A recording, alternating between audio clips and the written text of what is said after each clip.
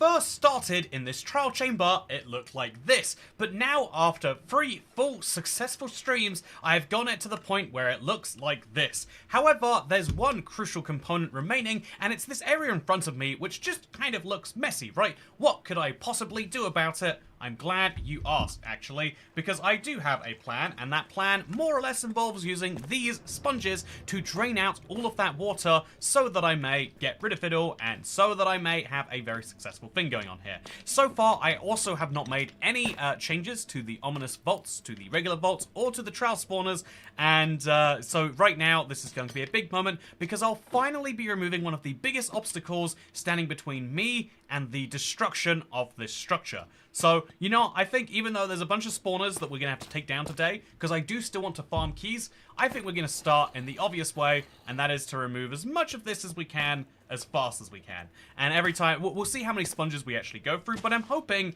not that many. I'm hoping if we can just run through this place fairly quickly, we can prevent the... Okay, no, this didn't work at all. I was... My goal is to stop the water from respreading and regrowing, so we just have to place some very tactical sponges, but if we can do that, then we should end up in a place where there is no more water left, and it looks like this very, very messy start has gotten me somewhat close to there. So let's go there, and there we go. We lowered the water level by 2 blocks, chat, and now we've got to do it again, and then a few more times again, but then we'll be good to go. So yeah, part of this destruction of the structure is involving me taking down all of the blocks and removing them all, placing them into chests, and another part involves me going through and really lighting up the walls that exist hereafter, because a trial chamber is one of the most usefully lit natural structures that exists in Minecraft. It's also... Okay, there's no torches getting destroyed here. It's a very naturally lit structure because of all of these copper bulbs. A feature which I did forget to put in my Let's Play World collection of blocks. I fixed that in today's video, by the way. But yeah, so basically, if you want to get all of these destroyed and put in a chest, as I do, then we need to replace them with something. Speaking of replacing things, oh god, that is a baby zombie charging towards me. I guess I don't have any choice to ignore this any longer. I am running low on experience, so honestly, having an opportunity to do something with this isn't too bad.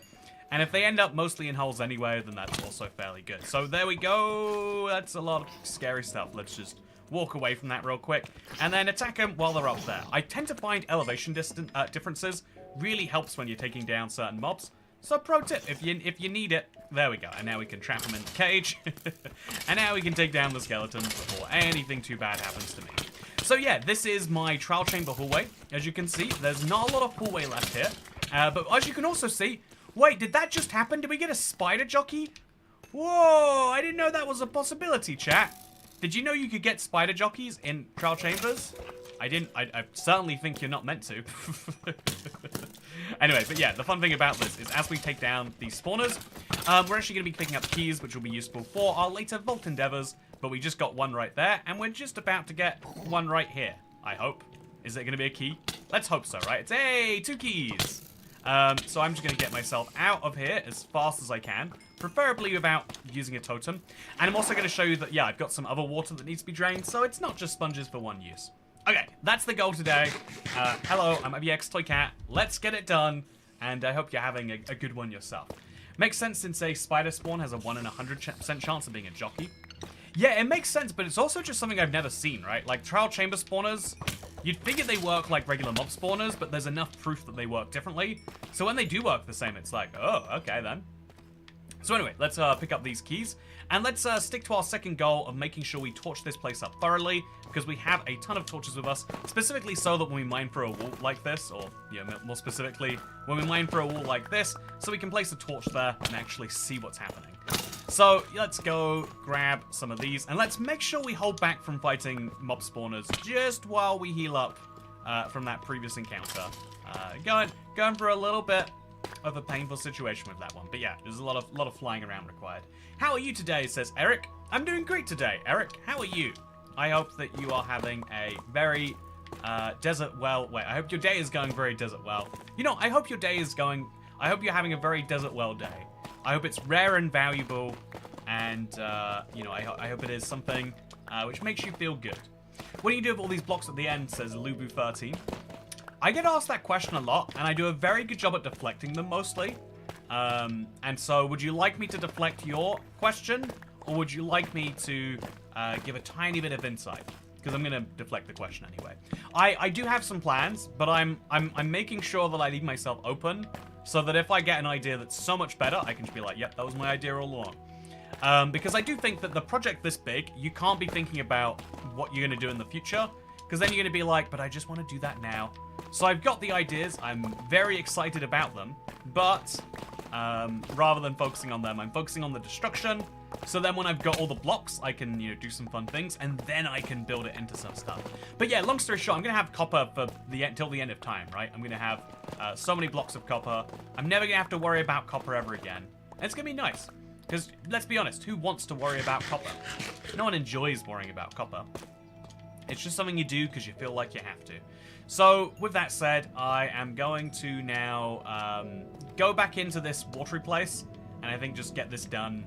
Oh yeah, there's a lot of garbage in my inventory. We're just gonna get it done, because I think we could probably do it in one big swoop. If we place some torches around here, and then just like place one here, place one there, place one everywhere. As long as we're placing them frequently enough, we should be able to do it maybe half of this stack. And then we'll be able to say that there were also a bunch of water blocks here. About 30 sponge blocks worth. We can even measure every piece of water as a given, you know, amount of sponges and like store them in a chest that way. I think it's a fun idea. Speaking of a fun idea, that is the water gone. Besides this very bottom layer, which I think we can say we'll get with another couple. One over here. Oh, there's some up here still. So we just place somewhere right like there. And hey, we did it. Chat, the water is gone. I'm impressed how fast that goes. Draining water is always such a pain. So when you get it done without it, it's something you got to enjoy. So maybe cover a village in copper, says Corbin. Hey, good to see you, Corbin, by the way. It's a name I recognize. It's been a little, like, not been a little while, but I recognize your name from a very, very long time ago. Very fun. You should be able to wring out the sponges somewhere else. Yeah, that is a you know, that is a real Minecraft feature. One of my favorite things is how many things in Minecraft, especially the Bedrock Edition exclusives, how many things sound so fake but are actually real. And so can I show you one of my favorites, chat? If you want to see something that just doesn't seem like it should be correct, let me take these sponges, right? So how would you dry out a sponge? Most people know about the furnace method. That's like it's a fairly standard, fairly well-known one. But the way that you can drain out a sponge if you want to, unlike in the real world where you've got to go for a whole bunch of pain, and it's not fun to drain out sponges in the real world. It's very fun to drain them out in Minecraft, because you just got to take your wet sponges and take them somewhere hot. So where is somewhere hot? Well, I think I know the hottest place of all, so we're going to go there right now. Never method, Suzanne Sonny. It's always so fun, right? It's such a... I'm glad that you've picked up this tip. It's one of my favorite things. But yeah, now we can just take these sponges and get somewhere fairly safe where there's no ghast shooting at me, because I don't want to have my sponges be destroyed. And then we simply place down the sponges. And every time we place them, they dry up. Satisfying as heck, right? So satisfying. Anyway, yeah, we're just gonna finish off a little cube of this, get it done, get it good, and then we'll destroy the whole thing, take it with me, and now it's like I didn't even have to use those sponges. I've got a full stack. Wait, I don't have a full stack. I'm missing 2 sponges. I definitely brought 64 with me. Where did they go? They're hanging around somewhere in there, I bet. But yeah, it's a cool method. It's super satisfying. I agree. So, my sponges are wet. Time to take them to hell, says Adam Sony. Yeah, it's what I do with most things when I get wet. Like, I accidentally got a splash of milkshake on something today. And it's like, well, there's only one solution to this. A lot of people will tell you, you know, use the right brand of detergent or something like that. But the only correct solution is hell. The only correct solution to most problems is hell. You know, and you might not like it, but that doesn't make it not true. So the stack of blocks here is getting alarmingly tall, but I'm going to be adding to it, so I might just have to concede that either this is going lower as well as higher. Yeah, that's what we'll have to do, I think. No, I think we'll just keep going higher. It'll look very ridiculous. So I've got some extra chests here that will allow me to place some stuff in here without filling up the chest too, which will be nice. So throw this in there, throw these in here. Anything that's not a specific copper block goes in here. And then get rid of the tough bricks, which we are piling up by the stack of stacks, to be totally honest. Then get rid of these spider eyes, although we're going to end up with more, so is it even worth bothering? And then let's go back in, because I can finally destroy this big central area. Something I am excited to do. Oh, look at this, chat. It's all going away now. So I'm deliberately using my Silk Touch pickaxe because there is a lot of glass. Oh, okay. Hello. Forgot about you. Where are you now? I see your explosions, but I don't see you. Chat, do you see him? He's going to be around here somewhere. Oh, there you are. Hello. How's it going? Oh, wait, let's mace him. Shoot me into the air, buddy. Yeah. Okay, I'm gonna do this. It's gonna be great. Oh, I'm so close. Okay, so there we go. One smash mace. It counts for something. Oh, it's fire aspect on my mace that messed him up. So yeah, we can't really get a lot done without using our density on this. You know, let's use our density. Let's get a nice decent skeleton attack done with it. So as you can see, all of those skeletons have just spawned there. So after I pick up this key, no, they're baked potatoes. I'm gonna now fly towards the skeletons and then let go in midair. And then, oh, that did not work according to plan. So let's just climb the tower again. Please stop knocking me off. Okay, you know, very rude. Very, very rude. Okay, get down here, get back up, and then we'll just smite them. It's way more fun when you let me do the real stuff here. But I guess if we've got to do it a way. Okay, now we got a density mace. I bet there's a... Okay, there's not. And then we'll go stand on this one next. Or near it, at least. Because this time I'm going to make it work. Okay, chat. Let's do a nice density full. Oh, yeah. It's such a waste when you've got smite on a sword, though, right? Like, I can one-hit KO with a big full from the mace.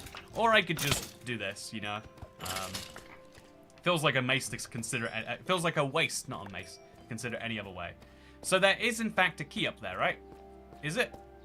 It's actually a little hard for me to see, so we'll go up anyway. So, spilled your milkshake? How? Lol. It was, if you're curious, it was actually a McFlurry, but it melted real bad. Because I had to, like, I decided to bike home with it, and then the bike jostling. Whole fun thing. They think they're too good for the mace, says Corbin. Exactly, that's clearly what it is. Hell, man, not gonna lie, I started this video thinking it was video, but hey, you're live, what a surprise! Hells2707, take advantage of the fact that it's a live stream. What's something that you would always want to ask, you've always wanted to ask, you've always wanted to get a response to, but you know by the time you leave a comment, you know, like it's gonna come up in Q&A Saturday, and maybe it's not gonna be there. Is there anything like that that you'd like to know? Howdy, Toy Cat. I agree with you about ice cream.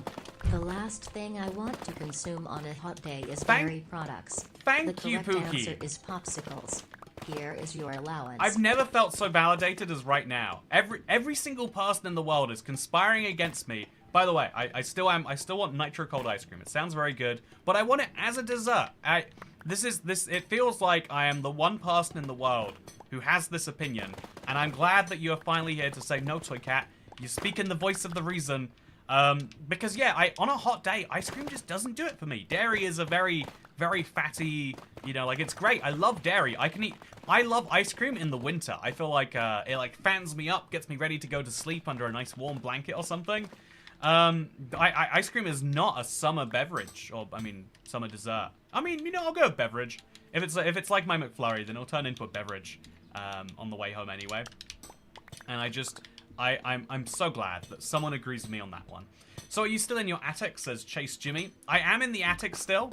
And so as a result, I am in the attic, and also, can I sleep? I can't. So as a result, it's hotter up here than it is in the rest of the house, but it's only like 20 degrees outside, 23 degrees. So it's only like 26, 27 in here, which is hot. Like I need some ice water, but it's not so hot that I'm like worried about my brain's function. Lactose intolerance plus heat equals not a good day. Yeah, I feel like this is like an embarrassing thing to talk about, but I have definitely got an issue with not lactose specifically. I thought it was lactose intolerance forever, but I can drink most. Yeah, I can have most dairy, most butter, and most stuff, but specifically milkshakes mess me up in a way that other things do not. I haven't been able to get to the bottom of why or what, but I had a I had a McFlurry today with I had McDonald's for lunch. Went on a nice McDonald's picnic. It was only £2.99. You know, who's saying no to that? So I went out for a nice McDonald's picnic today, and yeah, I was pretty fine. But just drinking a McFlurry that had turned into a milkshake made me like throw up. And it was a Skittles one, so I threw up like this weird sand. So you know, this is too much information for everyone. What I mean to say here, has anyone ever thrown up sand before? Or like, I guess it's sugar, but it was like really acidic. It was like the worst thing that's been in my mouth in a while. The sheer volume of dairy in a milkshake, it's like drinking half a gallon of ice cream. Do you think that's what it is? Do you think it's like maybe like a mild lactose intolerance that only triggers on milkshakes? Because I feel like it's got to be something about like stomach quantity handling based on what comes out of it. It's because they have crazy amounts of sugar. It does the same for me compared to other dairy things.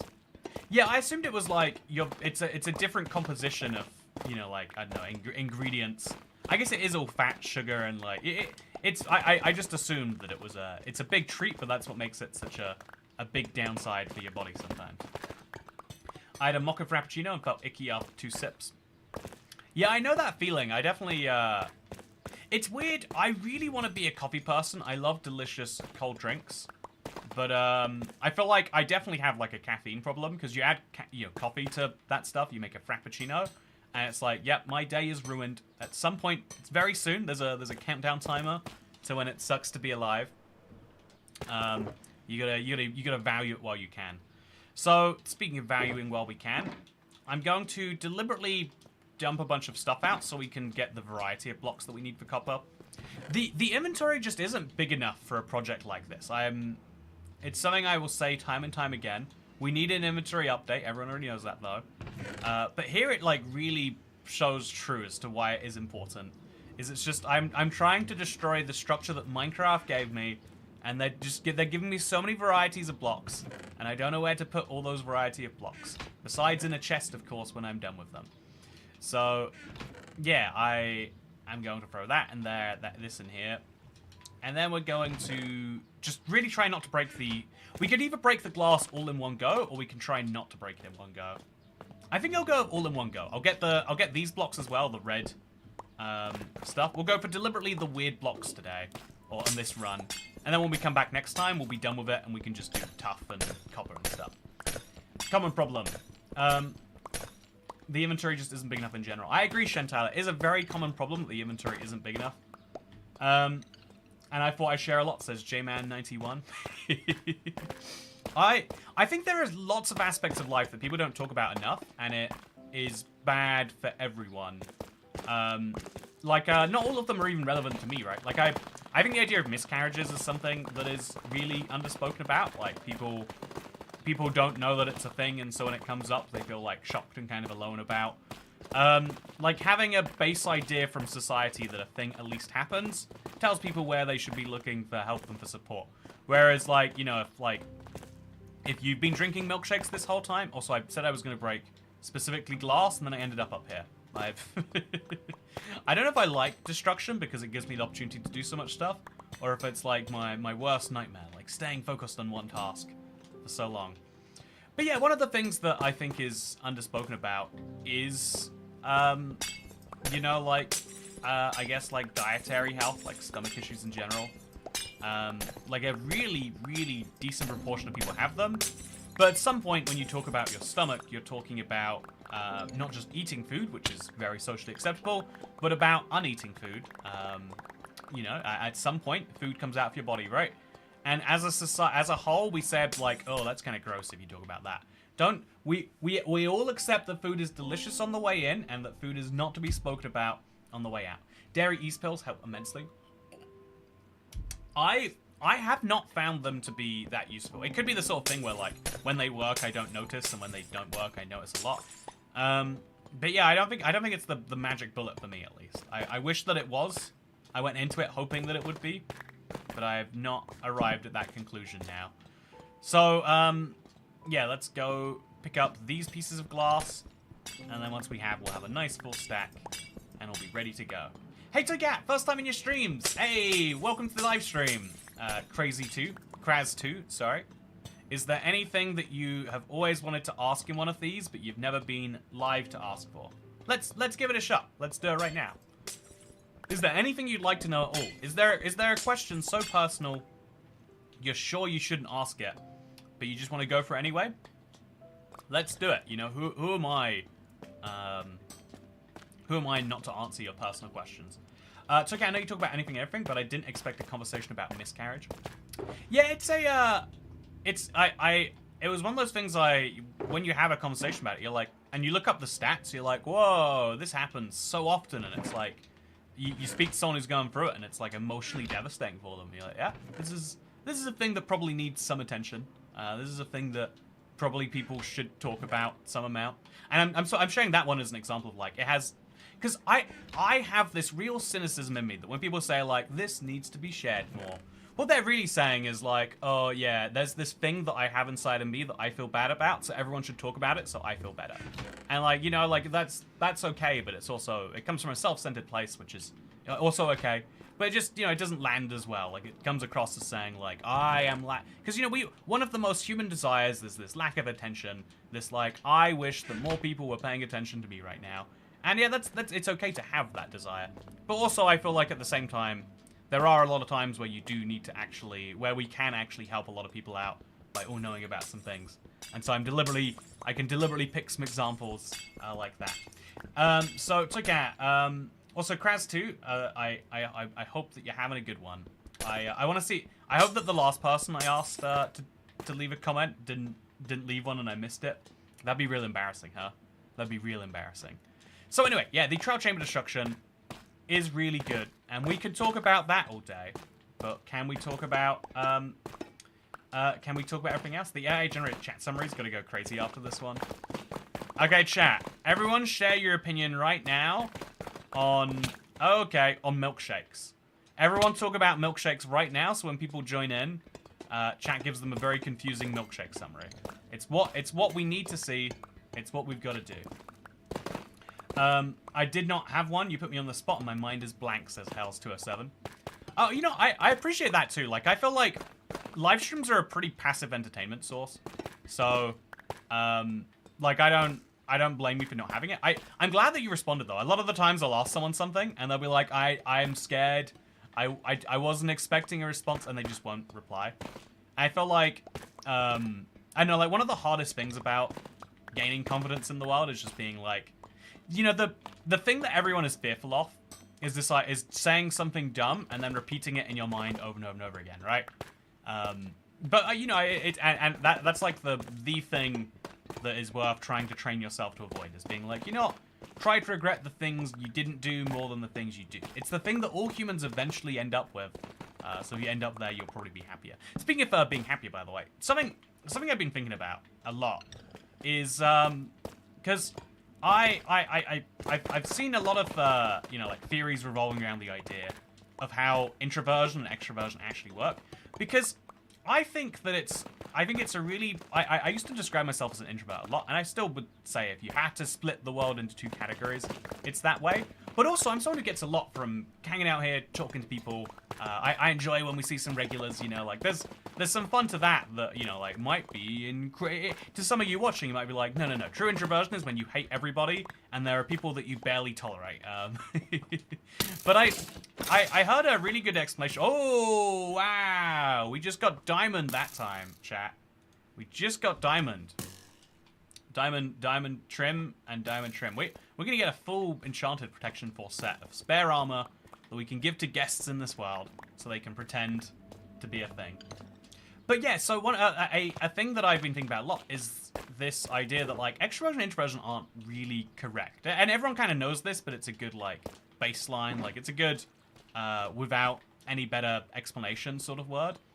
But I saw a good explanation recently that was like, actually, the way it is that there are, you know, because extroverted people, it's hard to, like, actually line that up in anything personality-wise. But something that you actually can quite easily line up is, like, how you respond to certain stimuli. And we have, like, a lot of data that says, like, yeah, people who are... Also, I think I'll make a second chest for this, so I can actually just put it all in there. People who are extroverted respond really well to positive stimuli. They're willing to put themselves out there even if it potentially goes negative, because when it goes well, it feels so good to them. Whereas introverted people kind of have the opposite vibe. It's like, if you put yourself out there and it goes poorly, that negative experience will feel so much worse than the potential positive experience. And if you think about things from that perspective, it's like a much more understandable world. That lines up with how most people feel social anxiety or anything else. Kraz2 asked a question. Thank you, Adam Sony. I missed it. What was your question, Kraz2? It's right now. It's just the only time you'll ever get it. Yeah, I do. How much time do you usually use to make videos? Outside of video production, how long do you spend to edit them? So, one of the things that has really helped since, you know, like, in the last, like, when I started YouTube, and for the first, like, 8 years I did it, I had no outside help on anything. And if anyone out here has ever made something that they like, it's like, you feel too picky. You're like, there's something, I know exactly what I want to make, and I know that no one else is going to understand my brain as good as my brain. Like, by the time I explain to someone what I want, I might as well have just done the thing. So for years, I did that, Mr. Kraz2. And eventually I switched to getting an editor recently. Okay, even introverts need some social interaction, says Everett Lewis. Yeah, if you stay inside forever, you're gonna go crazy. You need to have some amount of human interaction, and usually it has to be positive human interaction. That is something all humans desire on some level. And so, yeah, one of the things that I used to do is I used to post 2 videos a day and record, edit, post them myself. But one of the things that ended up happening is it kind of not just drove me to the edge of, like, you know, working, like, ludicrous amounts of hours in a week, like 60, 70, 80. But also, I think that spending so much time on the production aspects of stuff, or so much time on, you know, like, the turning it into a finished product, means I had less time to actually plan out videos. And so some of the really planned out videos would be some of the most fun ones to watch. And so the way that I kind of like solved that problem was by, now that I, you know, the amount of time it takes to record a video looks obvious, but there's a lot of time that I can spend being like, okay, let's redo this. Let's order that way. And, you know, like, removing around videos and recutting them can make them a lot better and more enjoyable. But also I have time to, like, plan them and stuff now. So the average time I spend per video averages out to something like 4 to 5 hours, I think. And that would exclude the time coming up with stuff like titles and thumbnails. But there are some videos where it's substantially less and some videos where it's substantially more. But I think that's the average. If you divide the number of hours I work in a week by the number of videos that come out in a week, I'm sure you end up at something like that. I'm autistic, so I'm introverted until I need to talk to people, and then I'm the most extroverted, talkative person ever. See, yeah, that kind of implies, like a fear of getting some rules wrong somewhere, right? Or it implies that there's something a little bit wrong there. I'm a person with a strong desire to be categorized and defined, says Jeff Shannon. Oh, really, you are? I think that is fascinating. Yeah, Jeff, I have a... Hey, thank you, Angela Van Kattenhausen. Welcome back to the Membership Club. You're just in time to be able to see Toycat bathing in Doritos, which, as we all know, is great. Hello, I'm back from my vacation in Bali. Hey, I hope it was good. I hope it was very good. We were talking about the positive and the things that lead to people being extroverted, or being introverted, while still really enjoying social interaction sometimes. And I think a lot of people who are autistic or, you know, like, identify with the autism thing kind of have that thing of, like, yeah, it's really, really terrifying to get a social rule wrong. It, like, messes you up for a while. And it's that kind of, like, yeah, fear of negativity. But once you're in a safe environment, once you're with people that you know aren't going to be, like, you know, like, dickish, I guess, is to simplify things down, then you can be much more, like, free and whatnot. Also, I describe myself as a very gregarious introvert, says Benjamin Mesh. Hey!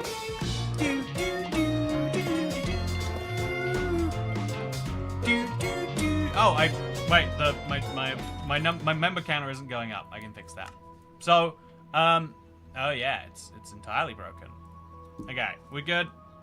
433 is where we're at now. Very exciting. We're gonna have to set a goal for 400. For 450 or 500 members soon, huh? Actually, if we did 420, we can't do 450, right? That's too silly. But yeah, I think we should do a nice big goal for 500 members. If you have any ideas, chat, you can leave them and maybe we'll workshop it together today.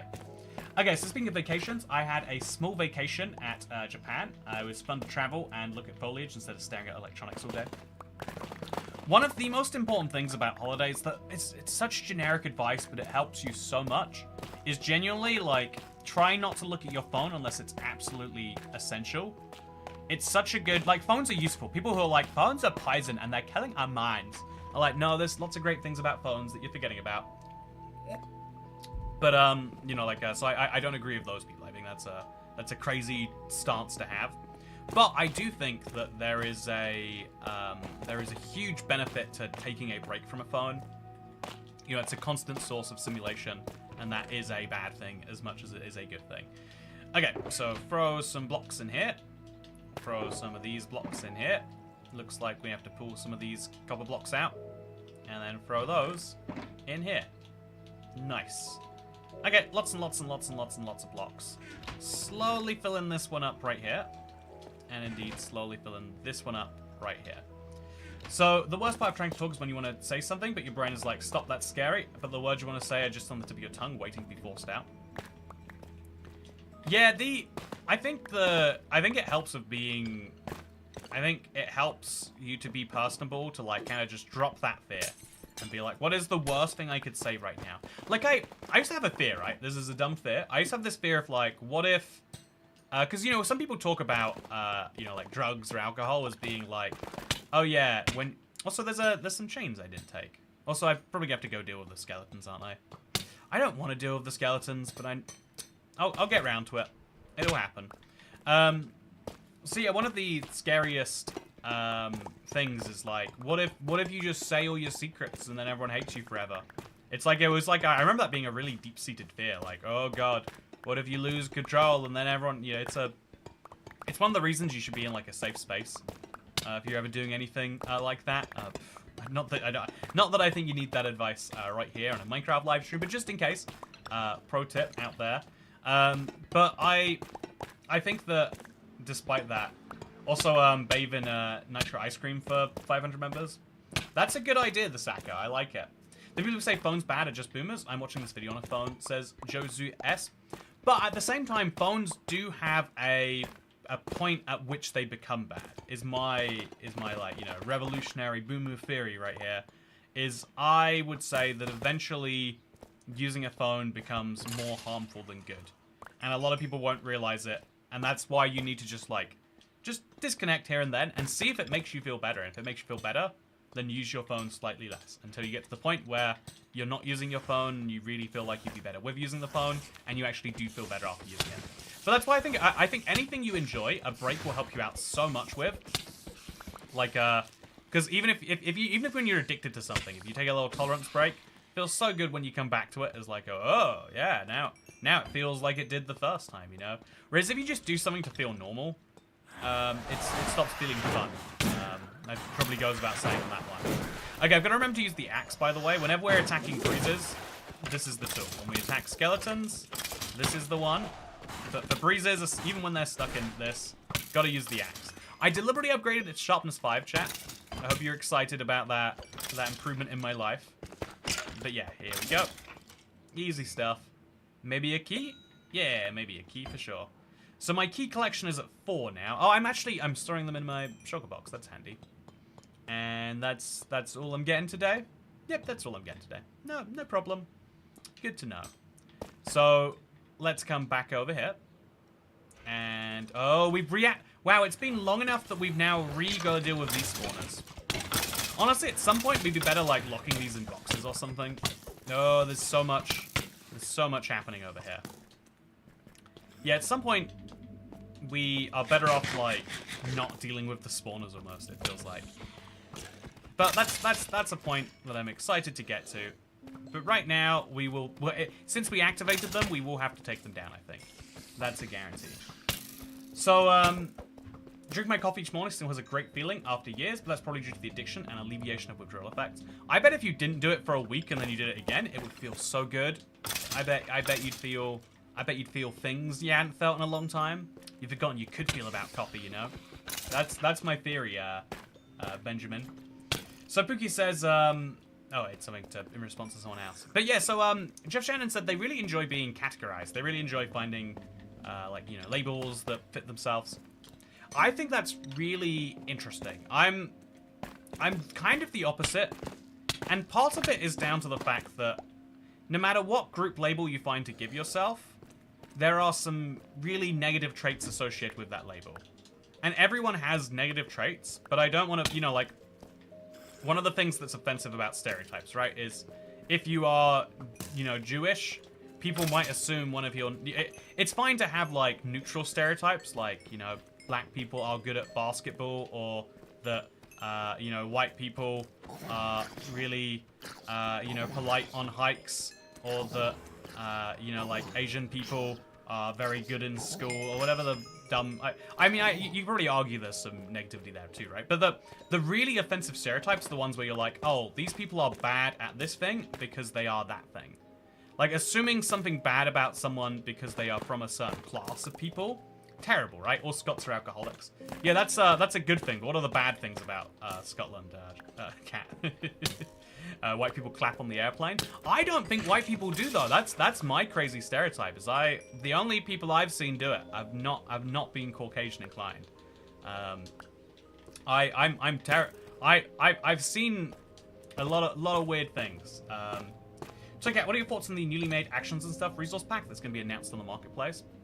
I got a really interesting bit in Q&A Saturday about this. I've been working on that right now. See, I was putting together, like, the reason I know how much time I spend on a video is because I know, I spent hours working on that before I was recording it, and I was like, oh, Q&As feel like they're a fast video, but you know, they still take, like, hours. I've never seen anyone clap on an airplane, says Dom2009. I'm happy. I want to trade life experiences with you. I want to be in your shoes right now, rather than mine. I don't like seeing people clap on the airplane. It's like, yeah, we made it to our destination. Good job. Are there really people that clap on an airplane? Yeah, you haven't seen it? I'm shocked. I think the first plane I ever went on, people clapped. And I was like, I guess that's a thing that some people choose to do. It's a thing a lot of people choose to do.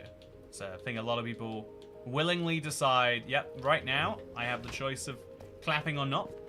Pilots can't hear me, but you know, it's not for them. It's about my desire to let people know that I'm excited, that we arrived at our destination safely, which some people could say is the bare minimum, but you know, the bare minimum is something that can be worth a lot of money depending on where in the world you live. So, speaking of bare minimum being worth a lot of money, I've seen it on long-haul KLM flights.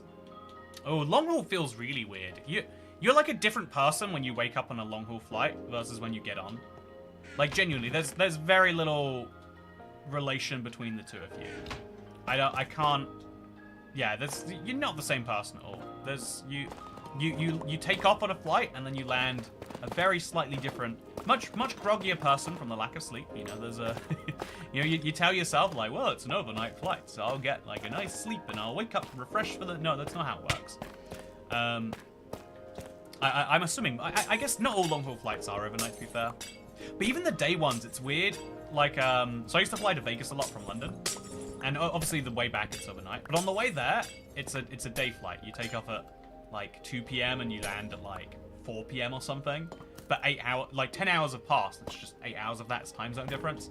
And it's weird being like crazy tired at 4 p.m. And I feel like, especially a place like Vegas, you feel like you're in some zombie horror, or not horror, but you're in like a whole different world all of a sudden. Everyone else is like just enjoying their afternoon milkshake, and that's a thing. Having too many milkshakes can be bad too. You know, you don't need to tell me that fact. That's for sure.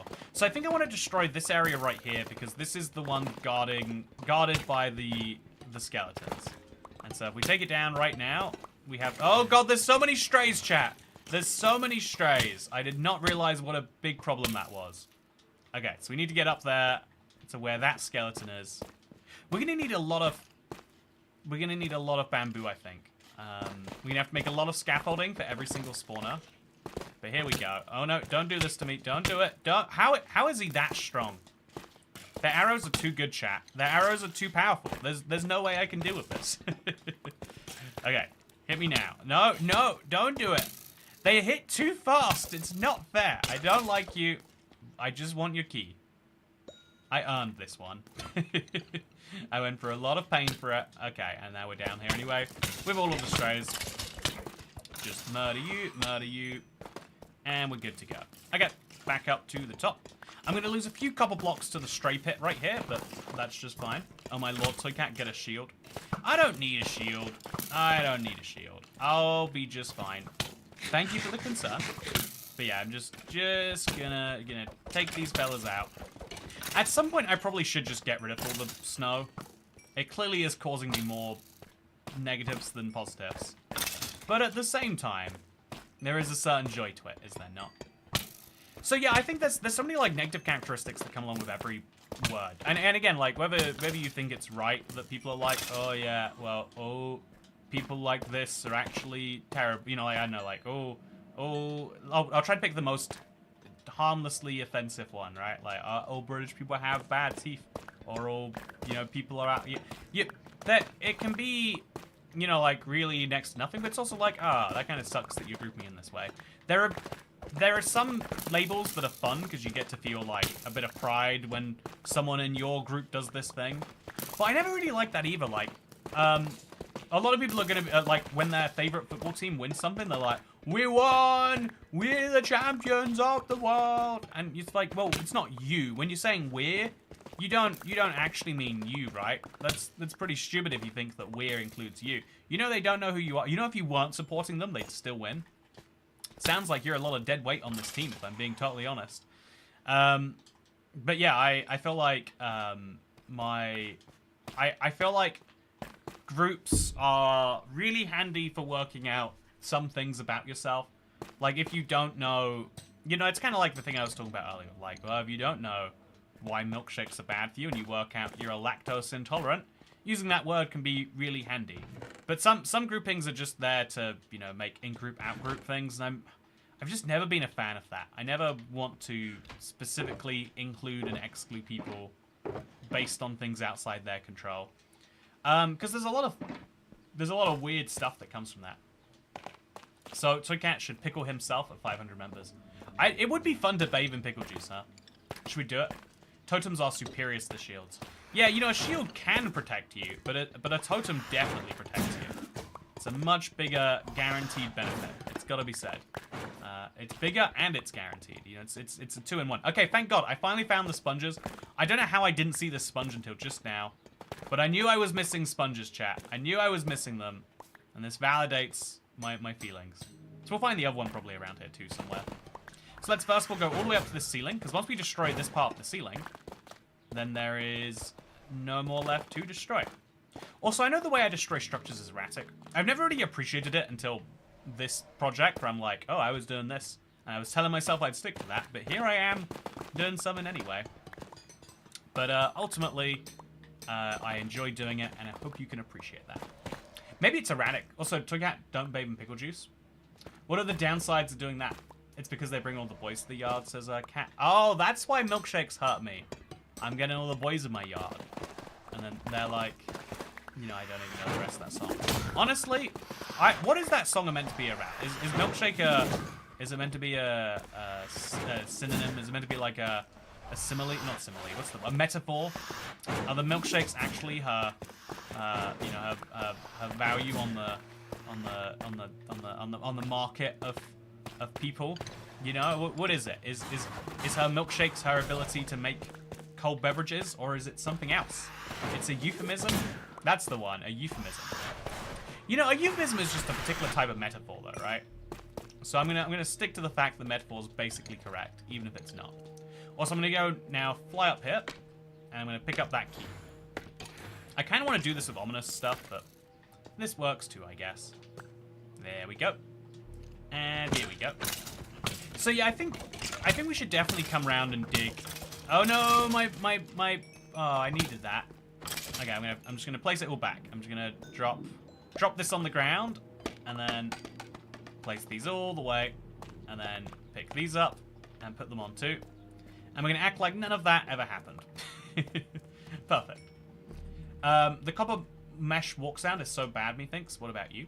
Oh, I really like it. The metallic clunk really just satisfies me in a good way. It's just pure vinegar. Is there anything bad about being in Pure Vinegar? Also, hey man, been watching your videos for the last 3 years. First time watching a live stream. Hey, awesome! I think a lot of people have been catching the live streams recently. I've been doing a lot more of them, and they've been slightly earlier in the day. So maybe there's something to that. Maybe the ideal time to stream is a little bit earlier than we usually do. But yeah, I try to treat live streaming as like this fun little hobby, right? I try to treat it, because when you treat, I had someone ask me recently, like, how much do you make per stream, Toycat? Also, thank you, Yeet Waldo. Yeet Waldo. It's 3 AM. I've been trying to mediate between dysfunctional family members. I'm finally going to sleep, but I'm going to watch the VOD. So, hi, future me, get out of bed. Okay, Yeeted Waldo. I really appreciate the tip. I'm sorry to hear that you have to be jumping in there, mediating between family. I think something that really helps me is realizing that, like, this isn't necessary. Whenever I get involved in like dumb stuff like that, especially family related, it's always a reminder that it's like, oh yeah, you don't have to. I'm really glad that I have like one of the least dysfunctional families out there, in the sense that like all the dysfunction is like managed. You know, it's never like on my side that I don't have, because my my dad wasn't there, like his side of the family. There's always like some craziness going on. There's always like a brawl of some form. But I'm really lucky that that's not true in the family that I do know. But I also think that a lot of people don't realize that, like, you know, when it's family, it feels like it's like, oh yeah, this has to be, someone's gotta, but it's like, you always done it because you want to. It's always for the love of the game, I guess. Okay, I'm gonna just try real hard. Okay, I'm gonna place 1 block, and that will allow me to get these 2. Okay, I can do it. Yeah, there we go. It's done. It's destroyed. We are good. Now let's go down to the ground. And also, it's just so dark here. If we destroy this first, that might be a good priority area, so that we can let some light in from the ground down here. But yeah, we finally got to a point where this main room here is basically gone. Mini moderator was still awake when you started today. See, that's crazy right there. A barely human being. You know, actually, I've had a stance that you're not really human till you're like 12. I've been slowly adjusting that up. I think it might be more like 13, or like as low as 10. Like a smart 10-year-old is as good as a dumb 14-year-old. And you know that keeps going as you age up. You know, dumb 18-year-old is not as human as a smart 14-year-old. But yeah, I think that we need to just place some chests. I'm just gonna bite the bullet and do this. It doesn't make any sense how this is gonna work, but we're just gonna do it anyway. We're just not gonna ask questions. We're just gonna get this done, and we're gonna have some lovely chest storage for my tough bricks. Children are not human, says Luciform Ken. They're just not, right? Like, if in my mind, one of the key things about being human is being sentient, is being ultimately you know, like having some concepts of like right and wrong, and if you can't even hold a conversation, you're just not a human being. I'm sorry to all the children out there, except you can't hold a conversation about how that's incorrect, and therefore you're not human, and you can't even defend yourself. Checkmate, I win. No, I think children are not. I agree. It's just a fact. Dumb people are people too. I don't know that that's true. You know, I just don't believe that dumb people are people. I could be convinced on this one, I'm sure, but you know, really, like, full people, not partial people. If you've never died, are you even real? Says Valeria Bear. Exactly. Okay, so to round up the point here, I think that a lot of people find labels to be really useful for grouping themselves, but I find it to be just like, I don't know, like a burden around your neck, and it's never going to be perfectly accurate. And so I find to get less help and more hindrance from it. And so that's why I'm not big on labeling myself in the ways that lots of people do enjoy. And I will not criticize you if you are one of them. So yeah, it's so hard to work out when it's day and night in here, by the way. Definitely something that could do with a little fixing. Toddlers are tiny, sugaring confused psychos. 100% true that is. Why do we allow them to exist? You know, it is a choice by us. It's a very interesting choice we made. By the way, do you think the magma counts as blocks for the trial chambers? You know what? We'll count them as blocks for the trial chambers. Just so we can destroy them right here, right now. Get it done. Get it over. Did they nerf the swamp villager? No, they didn't. They didn't nerf any villagers in the end. Or buff any villagers, maybe you could argue. So start my workday with a PewDiePie live stream, end my workday with a Toycat live stream. Thank you, Struggle Bunny. Apparently a lot of people coming in, watching the live stream after their days. I hope that that's a sign that you're enjoying it. How many dumb people are needed to equal one smart guy? That is a question that humans have been trying to ask for a very long time, actually. It's a really, really interesting one because there's like two approaches you can have as a society. One is to say that, like, oh yeah, every human being, you know, like, has an equal capacity and all the things that come from that. But okay, so here's something interesting. Is if you know, like, you can get 10 really, really, really, you can get 10 human beings, right? Let's just say 10 human beings. If you get 10 human beings together, then you can get them all to dig like some giant ditch or something. You can get them to do some like manual labor task, and they'll be basically as efficient as one guy. Like there's no real brain required for that. You just have to be able to be good at following orders. So being loyal is more important than being smart in that task. Being hardworking is much more important than being anything else. But this is the plot to holes. But if you have a machine, right? If you have, also what is that at the top there? It's the deep slate. If you have a machine that can dig stuff, then you need someone who is good enough to use the machine without chopping themselves up, and someone who's good at using the machine can work. Even someone who's hardworking, if they're just not intelligent enough to work it out, then you'll get much less productivity from that person than someone who's really kind of half-assing it but knows what they're doing. And this productivity gap that, like, you know, we could call it technology, but let's just call it, like, you could call it capital, you could call it, you know, advancements in the world, you could call it things. But because we're advancing so fast on that stuff, it means that someone who is lazy, or at least, you know, someone who has not got the best work ethic, can be much better at their job, or maybe better paid, if you want to be cynical, as someone who is working hard. And that raises like a big values question about society as a whole. And the rough rate we seem to go at, right, is you could use the because people, you know, a lot of people act like income inequality is the biggest problem in the world, and it is a problem, you know, one to solve. But what people are really thinking about is wealth inequality. It doesn't, almost everyone who is wealthy, you know, the billionaires of the world, don't earn their money through income. They earn it through, you know, their things they own being worth more. Jeff Bezos is a billionaire not because he worked for $100,000 an hour, or, you know, $1 million a month. It's because he owns shares in a company which went from being worth nothing to being worth billions.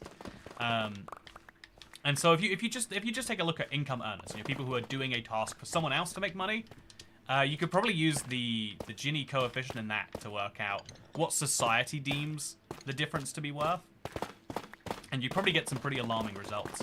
And you know, then the fact that can compound over time because you can use the money from that wealth to buy capital is one of the like stark, like genuinely hard to solve problems of our time. Because no matter what solution you come up with, it's going to feel very mean and unfair and cruel to some people, and very, very, you know, you're going to have a lot of upset people no matter how you solve that. And so society does the best to skirt around it. Kind of, you know, again, like in general, is it even a problem that you're meant to solve? Is a question you might ask yourself. Anyway, I've been using the chamber blocks to build an exposed mountain base. It has a nice change, not having to mine raw copper ore. Yeah, I have to say, it's such a huge quality of life improvement alone, just with the trial chambers having so much copper. Like, ignore everything else you know about them. This one thing makes it awesome. I have to say.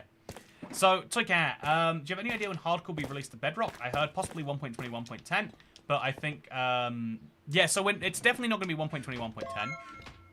I'll tell you that for a fact, Blaze CDXX. 1.20, 1.20 is as soon as you can reasonably hope for, which looks like right now to be like September, October time.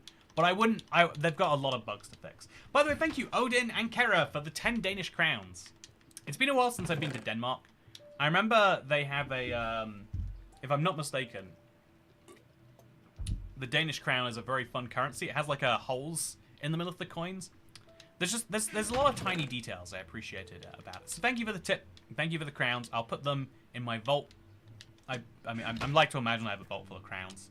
You know, if you wanted to have a vault full of any currency, you definitely would make it crowns, right? You know, like something fancy like that. Do you consider yourself a smart person, Toycat? Says Jonathan Ariola. So I think that's a really hard question, because I think when you're anything, you surround yourself by people who are like that. You know, the reason I don't think labels are necessary is because most people will sort themselves by default, and so you can, you know, like most people almost become the default of the people around them. That's like a powerful effect that I actually think is a good thing for the world, that we kind of lose when people only want to make friends with people who are exactly like them. But Thank you for your many marketplace purchases, so I didn't have to. Reminder: copper beacon monument suggestion. Cover working beacon with copper and orange glass on top. Honestly, yeah, that is a fun idea. I do like it a lot. You know, what do you reckon, chat? Should we follow Jessup Kane's idea? Make a copper beacon? Also, Bit Catalyst. Hello, Toycat. I've been watching another account with an embarrassing name, so it's great to finally catch you live. Okay, Bit Catalyst. What do I need to do for you to get you to reveal your other account's embarrassing name? I need to know. I want to know. Rather, I don't need to know. It's your choice when you reveal it. Toycat as a smarty. So I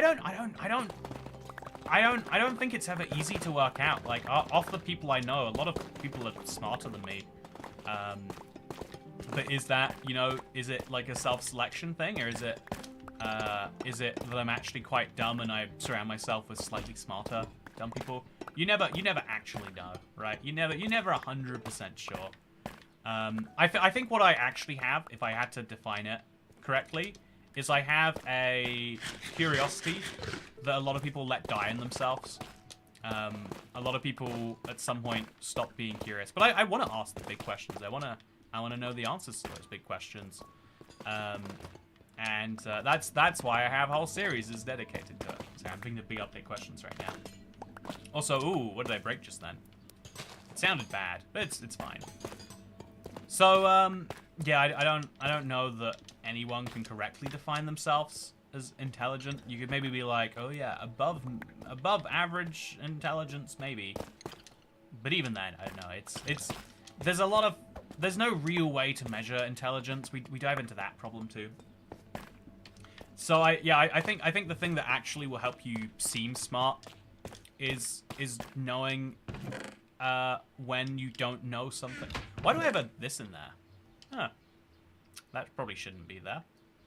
Yeah, no, having some like curiosity is like such a important thing. Some people just let it die in themselves on purpose, and it's kind of sad. There's this huge vast world out there to be understood. Surely you want to. Surely it doesn't feel that good to feel like you know the answers already, even when you clearly don't.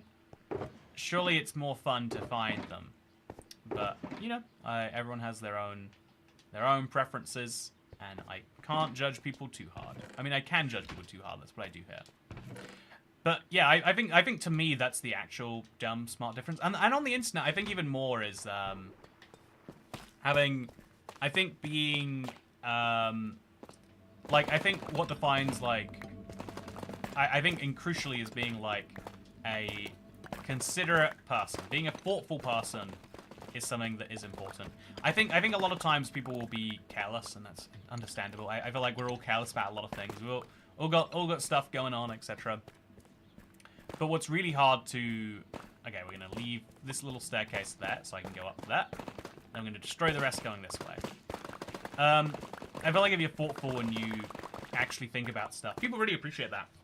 So, curiosity killed the Toycat trial chamber theory. Einstein called himself passionately curious, says Everett Lewis. Okay, so basically I'm the second coming of Einstein. Guess we've confirmed it, and as someone who is very smart but has no curiosity, I'm not going to investigate that claim any further, because that is me. It's just, you know, we just know it to be true. Of course I'm as smart as Einstein. That's why I've made just as many things as he has. We live in an age of information. It's all in the palm of your hand. Yeah, now is the best time to be someone who is curious. The way that it used to work is you just have to be like, oh, this real smart person says this thing, and it just about checks out. Like, fact-checking wrong information was so much harder. And even now, you can see people who, like, really, really, really good at presenting their beliefs as fact. And even when you call them out that, you know, that fact you just said is incorrect, they're like, well, it's basically correct. You know, it's like, it's not that incorrect, right? Like, a lot of people find it very hard to do that, and then they'll like stop you on that one, and then they'll continue to share the wrong piece of information. Ideally, we should all be looking to share the truth. Speaking of sharing the truth, Valerio Bay, I know enough to know I know nothing. Toycat Tax, thank you, Valerio Bear. That is an impressive amount of knowledge. To get to the amount of knowledge where you know nothing, or where you know that you know nothing, genuinely impressive. Give yourself some credit. Give yourself some real credit. Okay, so I am gonna start destroying up here next, I think. Now that main room there is destroyed. We don't have the haste bonus that I really want to have. But if I just get up here nice and early, then that'll be good. So I think there's a spawner around here. I guess I'm wrong. There's 2 spawners over there. And this corner's free from interference. So let's deal with this corner first, I guess. Seems like... Okay, we can't, actually. We've run out of inventory spaces. I've got to make, like, temporary chests around this place. Specifically to deal with this problem right here. Okie dokie. Don't want this at all. So I'll place... You know... Let's just shovel it up. Where's my shovel at? There's my shovel at. We'll just shovel it up and then leave the blocks on the ground. There we go. No more problems for me. Looks like there's going to be more problems, so let's deal with those now. Right here, place a torch, place a torch. There we go. So satisfying. Then we can place a torch over here. And same thing, if I didn't miss, which I didn't. Perfect. Okay, so now let's just jump down here. I'm going to destroy this thing down, because I bet I dropped some blocks. I just want to make sure we didn't. Or make sure I get them if we did, maybe. Okay, looks like we got some. Go through here too, maybe. Okay, that's a straight. I'm going to walk away from him. Just casually walk away. Hope he doesn't notice me. And then out the other side we'll go. Lots of tough bricks over here. Perfect. It works. So yeah, we've destroyed another room of the trial chamber, chat. It's a very, very, very big difference that one room made. Glad that it's gone. Do you see a separate Minecraft Xbox Series X or PS5 edition coming out in the future, Toycat? I think that when PS6 and Xbox 2X comes around, that's what they'll call it, right? I think when those next consoles come around, it will still be... I think by the time those launch, they will still be on Bedrock. I think it will be the weirdest thing that there'll be a free generational game that hasn't technically changed. But there's a lot of games that are contending with that. Like, if you think about GTA 5, it launched on 360 and then PS4, and there are people who still play GTA 5, even though they're on the PlayStation 5 now, right? Like, you could conceivably have played that game on 3 generations. So Minecraft isn't, I guess, that unique. But it feels weird, right, that it's the same game. Whereas Xbox 360 edition to Xbox One edition, they made some actual changes, but not over here. So, by the way, in your past video, you mentioned disliking mods as they either simplify or overcomplicate the game.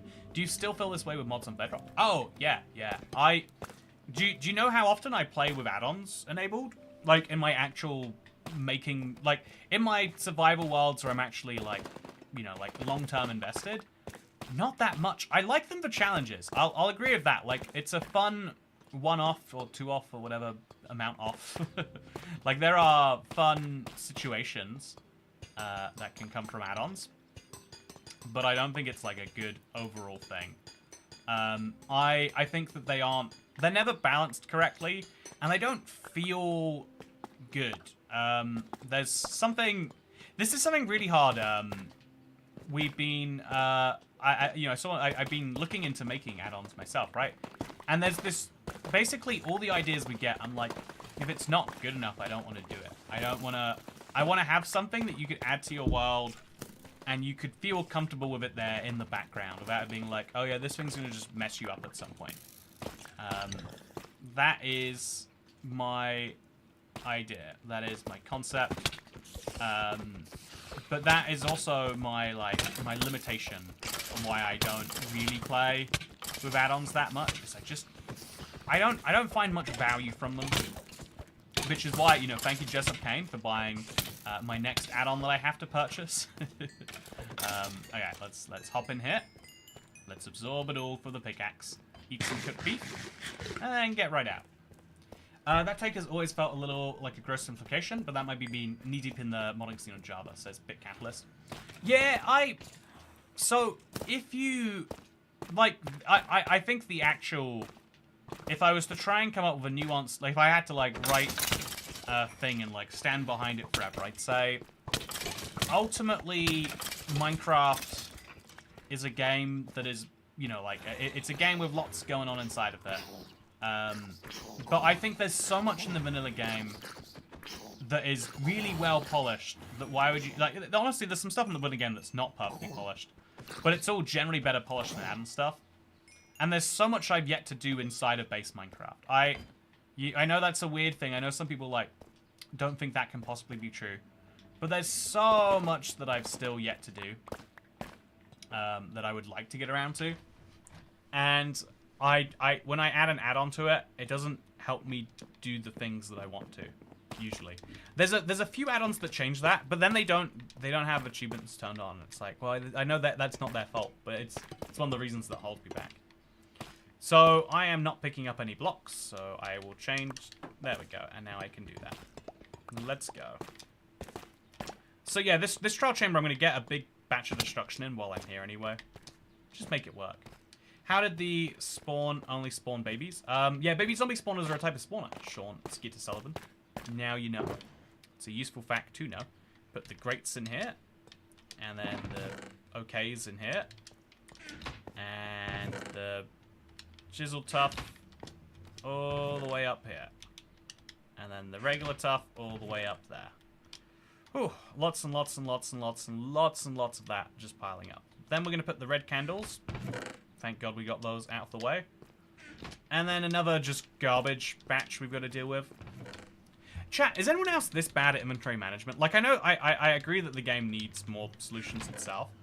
But I just feel like I spend so long dealing with chests of stuff that then just pile up again and again and again. Is it a me problem? Bro stole a trial chamber. I am in... it is my instinct. I am British, so I do like to steal a good trial chamber. There's Minecraft in Hell, but you can't save or transfer your data from there. That's brutal. I would leave my Minecraft world open all day. Back before, there was this real cursed generation.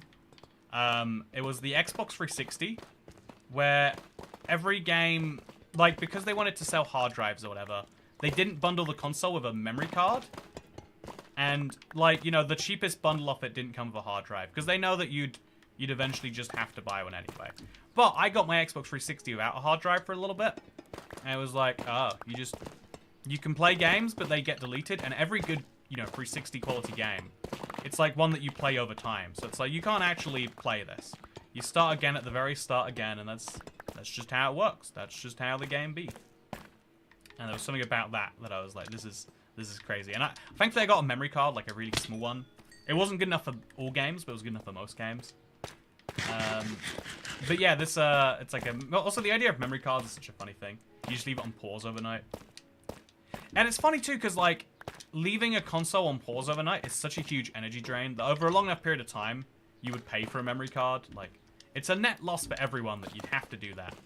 But, that's how finances be sometimes. So, maybe get a few hoppers and use it to auto-sort. It'll take a bit less time. Yeah, I do wonder about that, actually. I was considering using some alloys to do basically the same. You don't need an auto-sorter if you've got enough alloys around. But you're right that you probably could just use, again, I'm just mad destroying here now, chat. Just really get as much of this gone as we can.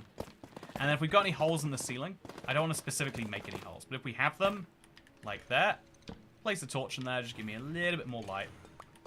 Place a torch over in this one too. And it's not really helping that much, so we're fine. So yeah, I feel like my biggest concern with myself is like working out like the whole like actually no I want to share this. I feel like I didn't really finish this. So I think the actual introvert extrovert definition is how poorly you react to bad things versus how well you act to positive things. And I think genuinely one of the biggest things that you can work out, if you can work it out, one of the biggest things that will help you in life is working out something negative has happened. How do I stop this eating me up?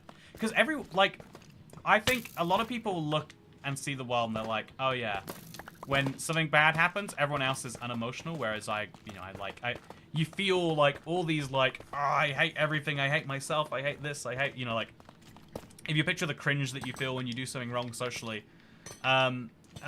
it's hard to imagine, but everyone else in the world is basically going through that too. Not all the time, but very, very, very frequently. Like, there are, every single day, people who look like they're calm and composed are going through some, like, life-ruining, like, why did I say that at a meeting? But the best thing you can try and do for yourself is, like, try and eliminate those feelings. Is try and work out how to focus on the positive that comes from it. And I think that's why I found the idea of, like, extrovert, introvert, not actually defined by sociality, but actually there are people who are just really prone to some things and not other things. Because, if you've been around, you'll meet people like this all the time. I have a lot of friends who are, like, very, the people in your life who are most intense when things go wrong. You definitely have examples of this. I don't know where they are in your life chat, but you definitely met people who get crazy dramatic about everything. We use the term dramatic, but what's actually happening is genuinely a small inconvenience happens, and their life is just over. They're like, oh god, I don't know how I'm gonna deal with this one. What's even the point of this and that? And they start falling apart piece by piece, basically. And I felt like a lot of those people would probably describe themselves as being like, oh yeah, I'm just a little introverted. But really it's like, I made some small social mistake that no one noticed, and I beat myself up over it for weeks. And I just don't want to deal with social situations in case the same thing happens again.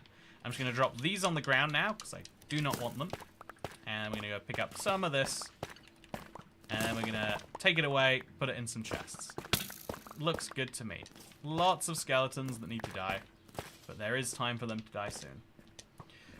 Old people seem to not have it all. They call people sluts with no remorse.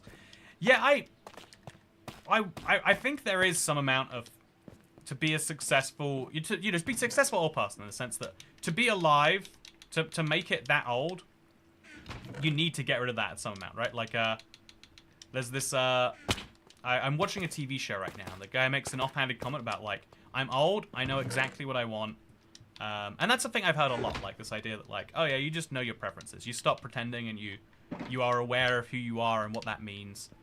And that's, like, an important part of it, I think, is, like, understanding you and all that.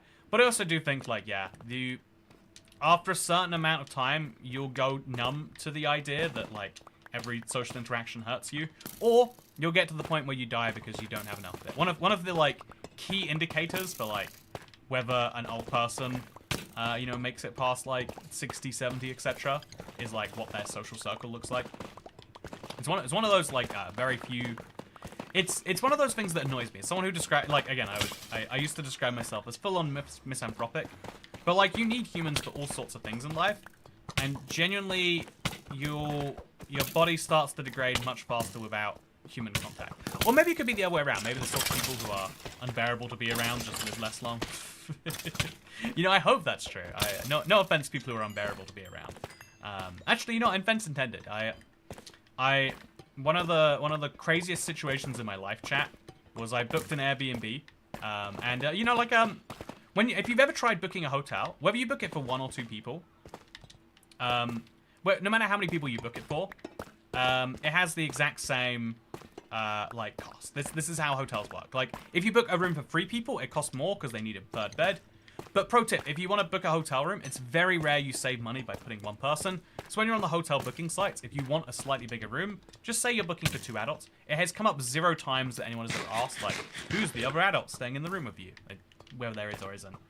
And so I mentioned that because I booked an Airbnb where it was the same thing. And on the way there, like, someone answered my phone for me, and they're like, oh yeah, we're on our way. And they're like, who's this on the phone? You're not Andrew. And they kind of had like a weird thing, and they're like, oh yeah, it's totally fine if you bring a guest, just make sure to add them on the, just make sure to add them via, you know, Airbnb. And I went to add them on Airbnb, and it said it was going to cost like $300-400 extra. And I was like, oh, but I can't actually add them on Airbnb because it's got an extra fee here that there wasn't when I was booking it.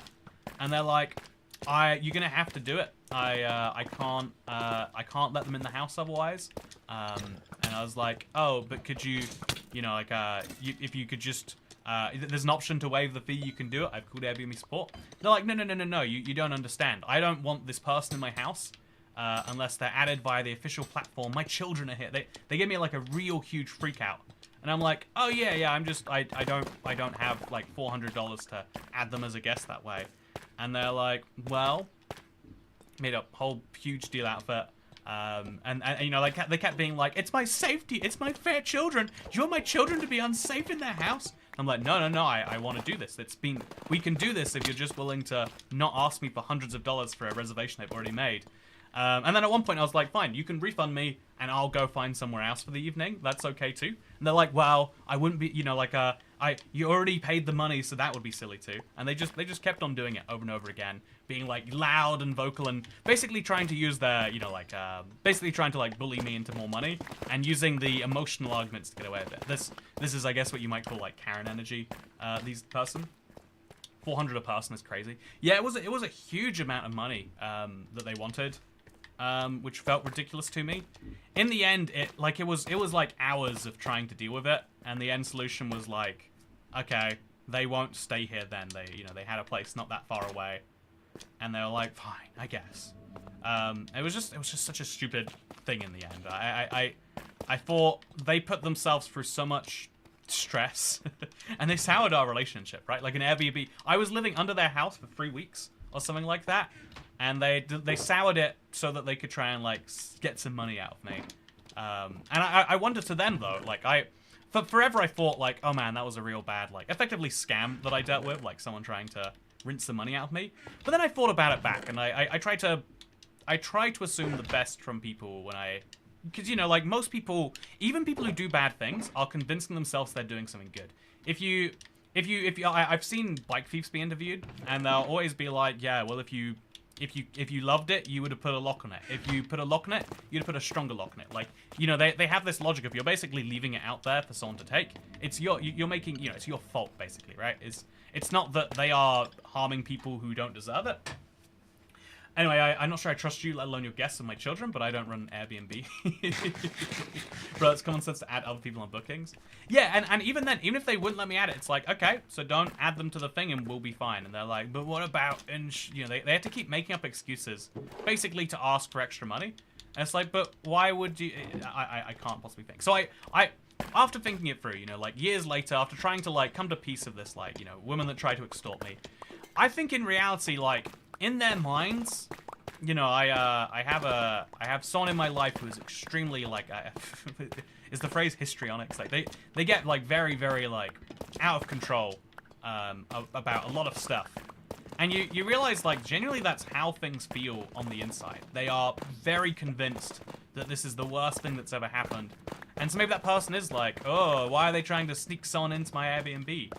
But then when I think about that, I'm like, well, why would it fix it by me just adding it to the booking? And it's like, well, you know, if I get some money out of them, then they're allowed to sneak people. I don't know what the logic is, like, but so, you know, then after a while it becomes like, there's this money I deserve, this person's trying to rob me of, and I'm going to use emotional arguments to try and win it from them, maybe. I don't know, like, people, being cheated out of money is one of the worst feelings. I've mentioned before, like, money is my love language in like a joking way, but it's kind of true. Like, you can use nice words all you like. People do use nice words a lot. But one of the things that is very finite is, okay, I'm going to sponge this up now, by the way. One of the things that is finite in this world is money. You cannot compliment every single person you know of $1,000 in cash. You will run out of money soon. Also, I broke down today when boss asked if I could go into the office tomorrow. I said no, because finding it hard to do social interactions at the moment because of my grief. She asked if she could help, and that did it. That like did it in a good way. I could take that both ways, like, oh yeah, and that did it. Like, that messed me up. Or I could see it as like, oh yeah, and that did it. I was fine after that. After she offered to help, things were good. I hope it's the latter and not the former. Yeah, $400 to yell at my kids and tell them to go away. Yeah, for what it's worth, too, by the way. I heard they were very, very loud. Like, we could hear them. I think we heard an argument or two over the time it was there. It was a bad situation. Again, like, I think the messiest bit of it was, like, not allowing the refund. If you believe that there is a safety issue, then saying, okay, I will refund your money is great. I asked Airbnb. Because, you know, that whole thing is meant to be customer support. The reason that they take 30% of the bookings or whatever is because it's like, well, it's so that we can facilitate this great support. And I was like, okay, I paid you a lot of money to be here, Airbnb. This woman won't let me in and is yet screaming about her children. I don't know if I feel safe inside there. And they're like, sir, there is nothing we can do. The host would have to let you. And the host is like, yeah, you have to cancel it, you know, which would lead to me not getting any money back. And so they put me in this like place where I couldn't go in. I couldn't get a refund. It was very messy. I have no idea why Toygat brings a brush into a trial chambers. What if there's archaeology that I need to do? Of course. So if you're so worried about safety, don't have an Airbnb though. Yeah, so it was if you can picture a house, they had the ground floor and the first floor, and I was in the basement. But there was you entered via the outside, so the basement was all sealed off. It's actually a really cool setup. Like, I'd love to have something like that one day. Would love to have some basement people running down below me. A little bit of drama to get involved in every now and then, you know? Like, oh, looks like someone's doing drugs in the basement. Oh no, looks like there's a family of echidnas in there now. Oh no, it looks like this person's holding up my family at gunpoint. Well, as long as they give me $400, they can do that all they like. I guess, you know, by the time I can afford a basement to store people in, might be like $4,000 to make the equivalent story. Didn't your plumber live with you? Oh yeah, it was a real fun time. It was a really fun time. We had a great time, me and my plumber. We haven't spoken since. Actually, he spoke once since because he needed to pick up a package, and then he said rip. He wished me well on my mother's death because the day he wanted to pick up the package was the day of her funeral. So that was nice of him. Yeah, I haven't really spoken to my plumber since. It's you know, living your plumber, dangerous situation, let me tell you. But yeah, the same thing. I tried to, rather than just being mad about what went down with him, I'm not going to tell the story right now, but I had a very bad living situation with someone that I tried my best to, like, you know, make it work with. And yeah, rather than trying to be like, yep, I guess he's just a terrible person, I really look at it and I'm like, I think that he lives in a different plane of reality, and that's, like, genuinely people make their own little realities where they're in the right all the time, and that's the only way that people can behave certain ways, and the world actually makes sense. Speaking of the world making sense, 1 copper block to beacon per tip, just an idea. Do you think we should wrap the beacon in the copper right now? Is that what you're getting at? I remember working 7 hours for my uncle. He promised $10 an hour. I got 30 because apparently if I'm helping rather than working my own, it doesn't count. He told me after I finished, not cool. Oh, that is really frustrating, Mr. Corbin. That's the sort of thing that makes me really, like, just, I don't know, hate people. That's the sort of thing I'm talking about when I say I hate people. It's like when I go for a situation like that, where someone's like, oh, but I said something different. Of course this, you know, basically, like, gaslight you out of doing the right thing and using the fact that they have the power to do it. And again, I'm sure that person's like, oh yeah, well, this is different. They did the work now, and now it feels vastly different now that it's done. I don't know, I feel really, really, I feel like people No, I feel like the sort of person to do that is the sort of person who's just never been scorned by the same thing in reverse. And so is genuinely convinced, like, yeah, the way I see the world is just the correct way to see it. If I believe that this work is worth less now than I did earlier, you know, when I desperately wanted someone, I was willing to pay $70, but now that I have someone, I'm only willing to pay $30. But just in case me willing to pay $30 stops you being here, then I'm not going to tell you until after you've done the work. It's genius. Like, I feel like people really will be thinking about it like that. But yeah, I think everyone intends something good in their own mind. I think everyone has a good intent going on in there somewhere. They have to, right? I thought my reaction today was pure dramatic, though. She was nice. I broke down. Stupid. Funeral's Wednesday, so I'm hoping I'll be less dramatic after that. I'm sorry to hear, by the way, that you've got a very serious funeral lined up, Polly. I feel like a funeral is a really... I thought it was the dumbest thing. I've never been to a funeral until, like, I had one, like, a year ago, and then I had one for my mother's death last year, chat. And I just thought the idea was kind of stupid. I didn't understand why we all needed to gather in a room. But one of the things that I thought, like, I think one of the things that probably, one of the reasons this exists is because, like, yeah, it's good so that everyone in your life knows that that person is, I don't know, like, I had a weird conversation with a, like, friend of a friend that, like, knew my brother, so would have gone through the same thing, and he was like, oh, your mother died? That's unfortunate. Like, it was a real, they were kind of caught off guard by it, so, like, just avoiding moments like that, I think is why it's useful, but I also think it's cool to, like, have that last sharing of memories in a weird way. It's like the definitive event where it goes from being, oh yeah, this person's just gone for a bit, to like, oh yeah, this person's gone. And that's okay. Everyone here understands it. It's like, I think I have a lot of, like, sad recollections of the funeral. But it's also important to have those still. Like, I think it's like looking at a funeral, having a sad, you know, thing at a funeral is like, well, that's the sad memory to point to. It's at least it's the most healthy sad memory you can have, right? What you're saying is I'll be more dramatic afterwards. No, I think it's like I know, like, it solidifies events, right? You're like, okay, that's how it was. Everyone is on the same page. And I think one of the things that makes you feel craziest, or makes me feel craziest, I don't know how about everyone else. One of the things that is most maddening is when you're sure that things should be a certain way, and everyone is acting like, nope, different way is the way this actually goes. And you're like, but surely not. Surely, and then everyone's like, nope, this is it. Like if Corbin asked his, like, I don't know, his parents, and he's like, oh, this guy said he would pay me $80 and then only paid me $30, and then his parents were like, well, you know, if you think about it, like, well, how much work did you really do, and, like, you know, just because you agreed, did you agree in writing? Well, if you didn't agree in writing, you know, stuff like that, you would feel like, oh, okay, then, you know, it would, like, bum you out to be like, I'm sure something bad happened, but everyone around me seems to think it didn't. So, Kat, how dedicated to this are you, and how would you feel if you died and your stuff despawned? It's a fun question, right? I was considering recently for a video to be like, look, I'm gonna get rid of my entire inventory. Now let's go back and let's reclaim it all.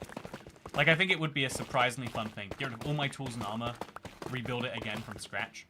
Because I do think, like, the only thing that really holds me back from doing that is getting all the Netherite again. It's a bit of a grind to get ancient debris if you haven't done it in a while.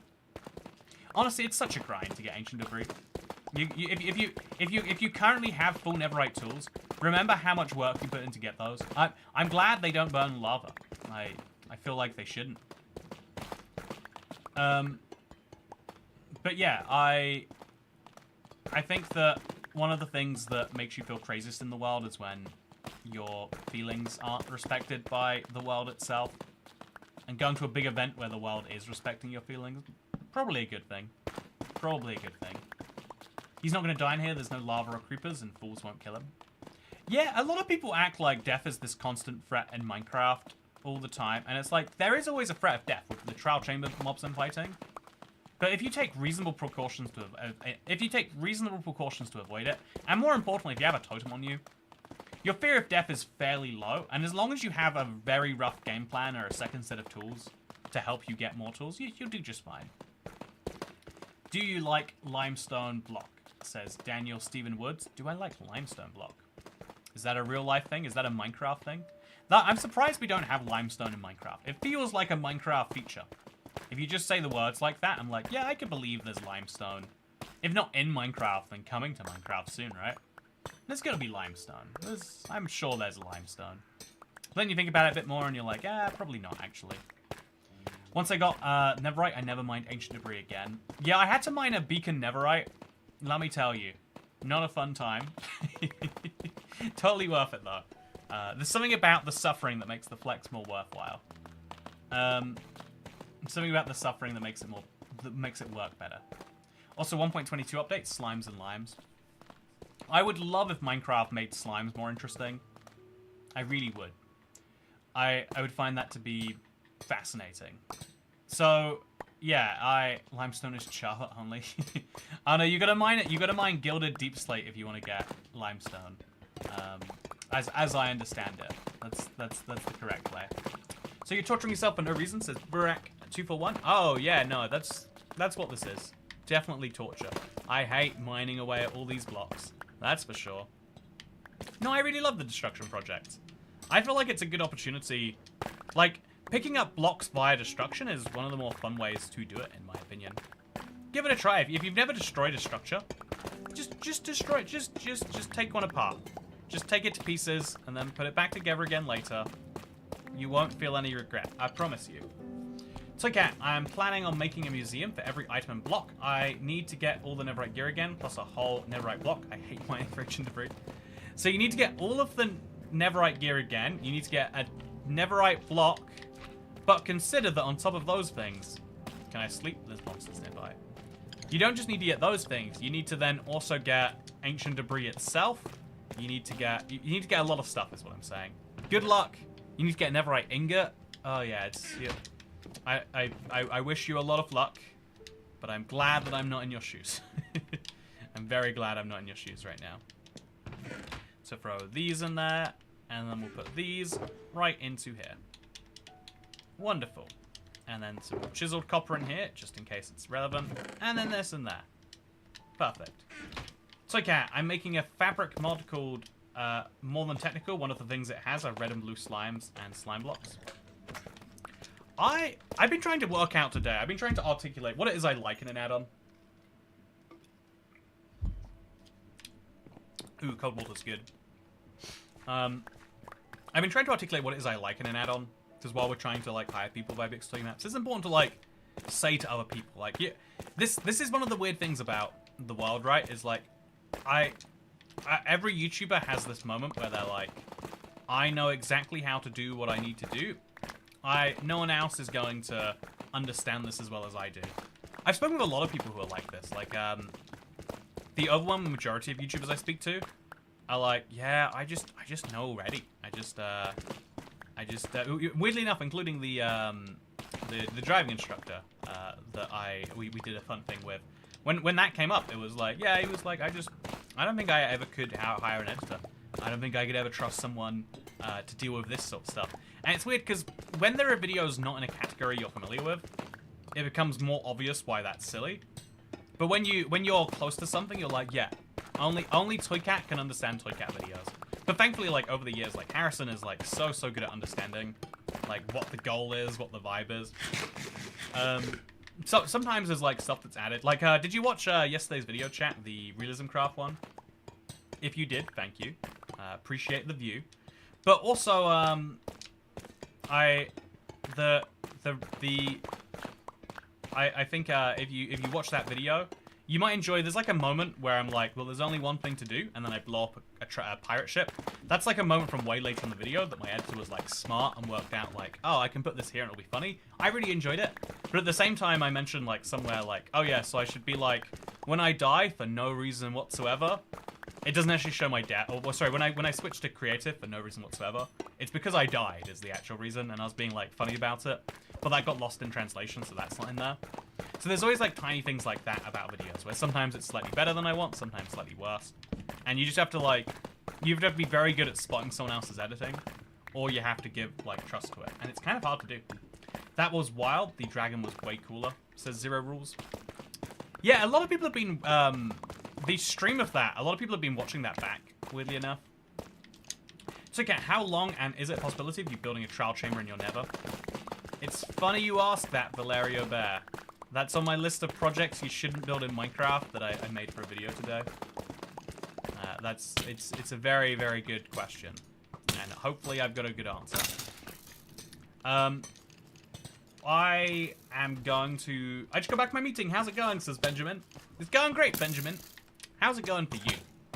I hope you're doing wonderfully today. Also, by the way, someone says, I missed it, but it was, saying that, they really like random drops in Minecraft because their ADHD brain, craves constant simulation. ADHD is a really interesting example of, like, a community of people who are formed around, like, it's a grouping, right? It's a group of people who like to categorize themselves. And I'm someone who really likes random drops in Minecraft. Yeah, I love the idea too. I've done so many streams where I did randomized blocks and randomized drops, and everything got messed up very quickly, is what I'm saying. But I really, really, really love stuff like that. But at the same time, I think that it's a good example of, like, it's a community that sometimes is, like, too fast to be like, oh yeah, here is this normal human behavior. I do this because I have ADHD. If you watch a lot of videos on the internet, there's a lot of channels that have popped up basically to cater to this audience. And there are lots of really useful tips that you can learn about dealing with attention deficit. But then there's a lot of people being like, do you ever find that you're late for things? ADHD. It's not, there's no timekeeping that you should be worrying about. It's the ADHD. If anyone says that you're late to something, and you can just be like, no, you don't understand. That's actually this. Or do you ever struggle, like, do you ever like scroll your phone when you want to be doing stuff instead? It's like everyone does that. That is a universal human experience. Do you find waking up early is hard? Do you prefer like waking up later in the morning? It's like, are you saying that sleep is an ADHD exclusive at this point? I pretty much exclusively play random drops these days. What random drop add-on do you use? I feel like I love randomized drops too. I'd love to have a little swirl at it again. What I want to see is normal Minecraft, but every block in the generation has been consistently replaced with another block. Yeah, I'm surprised that doesn't exist because it's fairly easy to do. I guess like it depends on how much computing power you have to do a big amulet search of your whole world. But you can do. Okay, we're back to killing skeletons. There's a lot of them. Okay, lots of skeletons. Let them fight each other for a minute. Okie dokie. And then let's get out of it. Okie dokie. Nice. Yeah, this big hole in the ground is very satisfying. Has to be said. So let's throw this in. If you have an issue that you know is an issue, you can put contingencies in place to avoid you and support that behavior. Yeah, I think that is the most useful piece of advice that no one ever gives. Is everyone has deficiencies that really are worth thinking about. But how you deal with them are the things that like separate people out. Throw those in the lava. Okay, let's pick up some. Let's put in some extra storage right here, just like so. Nicely organized. Limestone is a block family that's a bit lighter than terracotta but darker than sandstone, but it was most common in aquifers. August 22, 2021. Have you done the thing where you're accidentally on a fan wiki instead of the real one? There's so many. Okay, this is one of those things, chat. How do you feel about this? There's a bunch of fake Minecraft wikis set up that are set up for like, oh yeah, like what we want as Minecraft features, but they write about them factually, and it's the weirdest genre that you'll find. If you're ever looking to see if a Minecraft feature is real, you'll never be able to confirm it by Googling because you'll find one of those weird wikis. Wait, why do we stop talking about milkshakes? Okay, you know what? Milkshake time is back. Okay, chat. Milkshakes. I love them so much. It is the treat I want at the end of a long day. But is that like, you know, the reason I worry if like is milkshakes my cigarettes? You know, like a deliberately harmful thing that I do for myself. You know, like but like it feels a little bit good in the moment, but it feels bad in the long run. But I'm not concerned about long run me because I'm concerned about current me. You know, are milkshakes my version of a cancer cigarette or something? That's what I want to know. I have a cognitive problem which affects my memory, so if I don't put an appointment on my calendar right away, I will 100% forget about it. So I add to my calendar and add 3 reminders. Man, that sounds like a... That does sound scary. There's so many things I have to do before June 30th. I have to book a hotel somewhere because there's a deal that runs out. I've got a few coupons that run out by that. There's like a lot of things I've got to get done. And I'm just telling myself like, I'll remember. And at the end of the day, I'm like, oh, tomorrow. I'll definitely remember then. But I'm running out of days to remember by. Which is why I need to write that down somewhere in a calendar. Also, yay, says Chase Jimmy. Yeah, I think the milkshakes are actually very good. I think they're one of the few consistently enjoyable things on this planet for everyone. And if you're not enjoying milkshakes right now, you're missing out. Okie dokie. Okie dokie. What's going on with you, Mr. Breeze? Okay. So I have a weird issue, chat. I'd like to share it. I feel very, very sweaty right now. And I'm at the level of sweat where I'm like, you know, it's like, because it's not as hot today, but it is still like fairly hot. I'm feeling like this is something I need to deal with. This is something I need to do something about.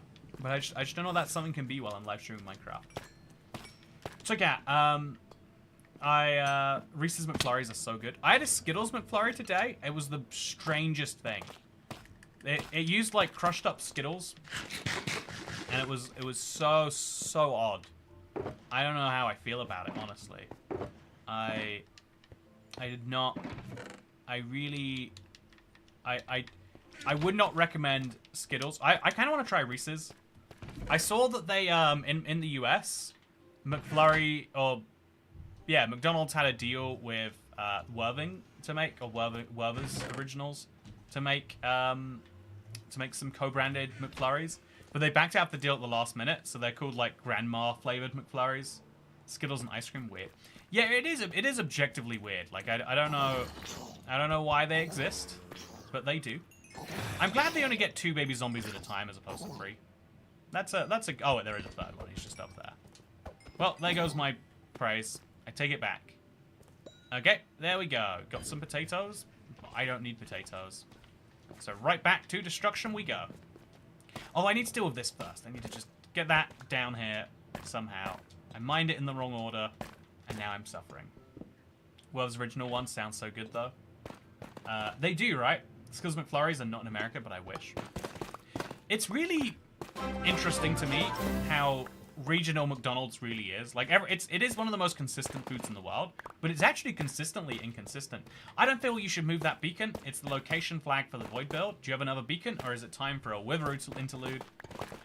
I think that it's... I think what I could probably do, Jessup Kane, is add a couple extra layers to it, and that way it will go all the way out there, I hope. That's my plan, at least. Is it a good plan? We'll work it out later. So for now, let's go mining. I've got all the sky blocks done, which weirdly enough, wait, what is that? Oh, that's a dispenser, I think, right? Is it? It's a chest, okay. I got a chest, a vault, and a spawner. And now I just want to make sure that all the blocks around the spawner are gone so that the skeletons take the most falling damage possible when they fall to the ground. Ice cream is overrated, says Burak421. I don't think that. I love ice cream. It's so good. It's cold and it's creamy, and for the amount of like goodness it gives to my brain, it's like fairly low cal. Like a whole tub of ice cream is like indulging yourself on like bite after bite of chocolate bar. But like 4 chocolate bars is the same as an entire ice cream tub, like a Ben and Jerry's one or something like that.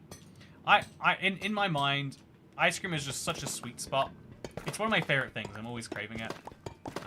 So sugar dense.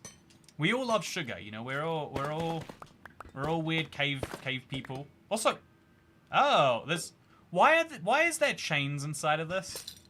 What possible reason could there be for putting chains on the inside? What a bizarre little fact. Okay, so let's destroy these chains while we're here anyway. Just get them out of the way. Hope we don't get shot in the meantime. Ooh, they're definitely running up here to shot me. Okay, okie dokie. Murder you all. Let some more spawn. Let them walk up here. Murder those guys too. Get a little bit of XP for my pickaxe. Yeah, ever since we switched to taking down the trial chambers and using the XP to heal my pickaxe, I've ended up not just with more XP, but also having to go and you know, like leave and heal up my stuff a little less often, which is lovely.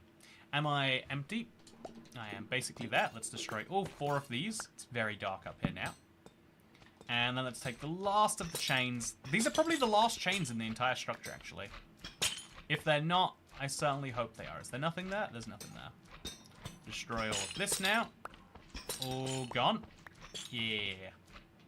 Satisfying place. Oh, there's chains up there, chat. Oh, no, I didn't see them until just now. I wish I hadn't seen them. Chat, can we just all agree we didn't see it? I'll be a lot happier if we agree with that. So, Kat, you asked which random drops I play. I play the Yegs Dynamic Worlds one, but I also play the random drops official from Full Studio, original from Full Studio. I've tried a lot of them. Oh, that's interesting. I'm glad it works for you. I definitely love the idea. I like simple Minecraft challenges that you've got to be, like, creative with. I think it's a shame how few of them there are in existence. Like, almost everything is, like, here's an impressive build, or here's... It should be about, like, what's fun to play, what's fun to dig your teeth into, you know? But maybe I'm asking too much. That's not where those things go. They go in here. And then this goes in here. And then we open up this chest, and the organization system is just about holding up after all of this chat. Have you made a video about the new Silfish XP farm? Yeah, so the enchantment's really good for it, I have heard. But I don't think it's like my particular like thing, web's hyper. Like I'm not the person who talks to you about how to optimize that end grind.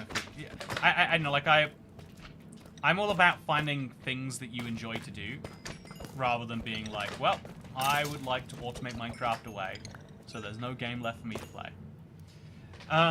Chains, hardly know her, says Corvin. It doesn't quite work. Maybe Dispenser, hardly know her. You know, there's lots of blocks where it could have worked, but I appreciate the idea, Mr. Corbin. Just like I appreciate Mr. Chase Jimmy. Here's some tax that we pay for commodities and food. Do you think my view counts if I have my screen turned off during the stream? I've wondered this for a while, Chase Jimmy, because a lot of people will watch videos with, like, the volume turned off and in the background or something. Surely YouTube wouldn't count that as a view. But then I think about the fact that all the other platforms, you know, Facebook and whatnot, they count views even if you scroll past it for a second without actually looking at it. And they've worked out that's really good for their business model. And so maybe, you know, like, in reality, it's such a small thing to think about, like, how many people do that it probably does count as a view. So thank you for helping me with my watch time. And thank you for being here as a viewer. Even if it wasn't adding a view, I would appreciate your existence. Thank you for wanting to help out. I think usually the best way you can help a channel, weirdly, is like watching the videos. Actually, you know, I'd say the second best way. The best way is like directly tipping or becoming a member or whatever. And thank you for doing precisely that, Mr. Chase. Really appreciate you being around. So, yeah, I appreciate the answer, by the way, Rose, about the random drops. Love to play some random drops Minecraft. Sounds like a lot of fun. I've been looking forward to doing a challenge soon for a while. I've got like a few 1.21 things I've got to make sure I do, but I love the idea of getting back into that. I gave myself the potion and lagged the entire realm.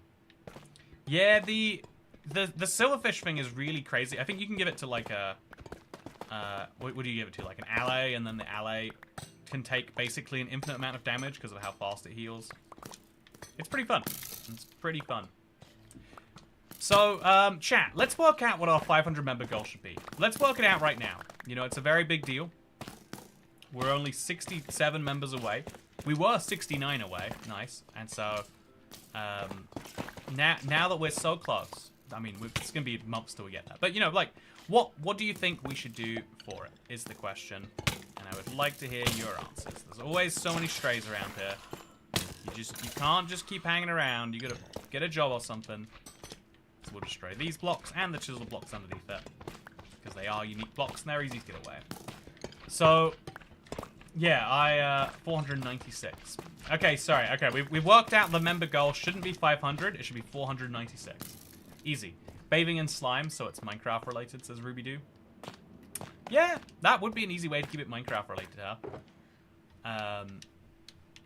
Yeah, you know, let's bathe in some slime. Let's do it. I remember there was that weird phase where like people were making slime videos.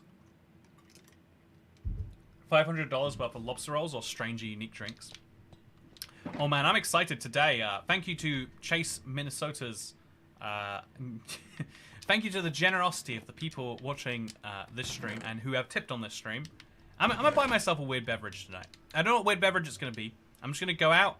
I'm gonna see what jumps out at me, and I hope that it's not a panda or a polar bear. I guess those invisible polar bears always coming for you.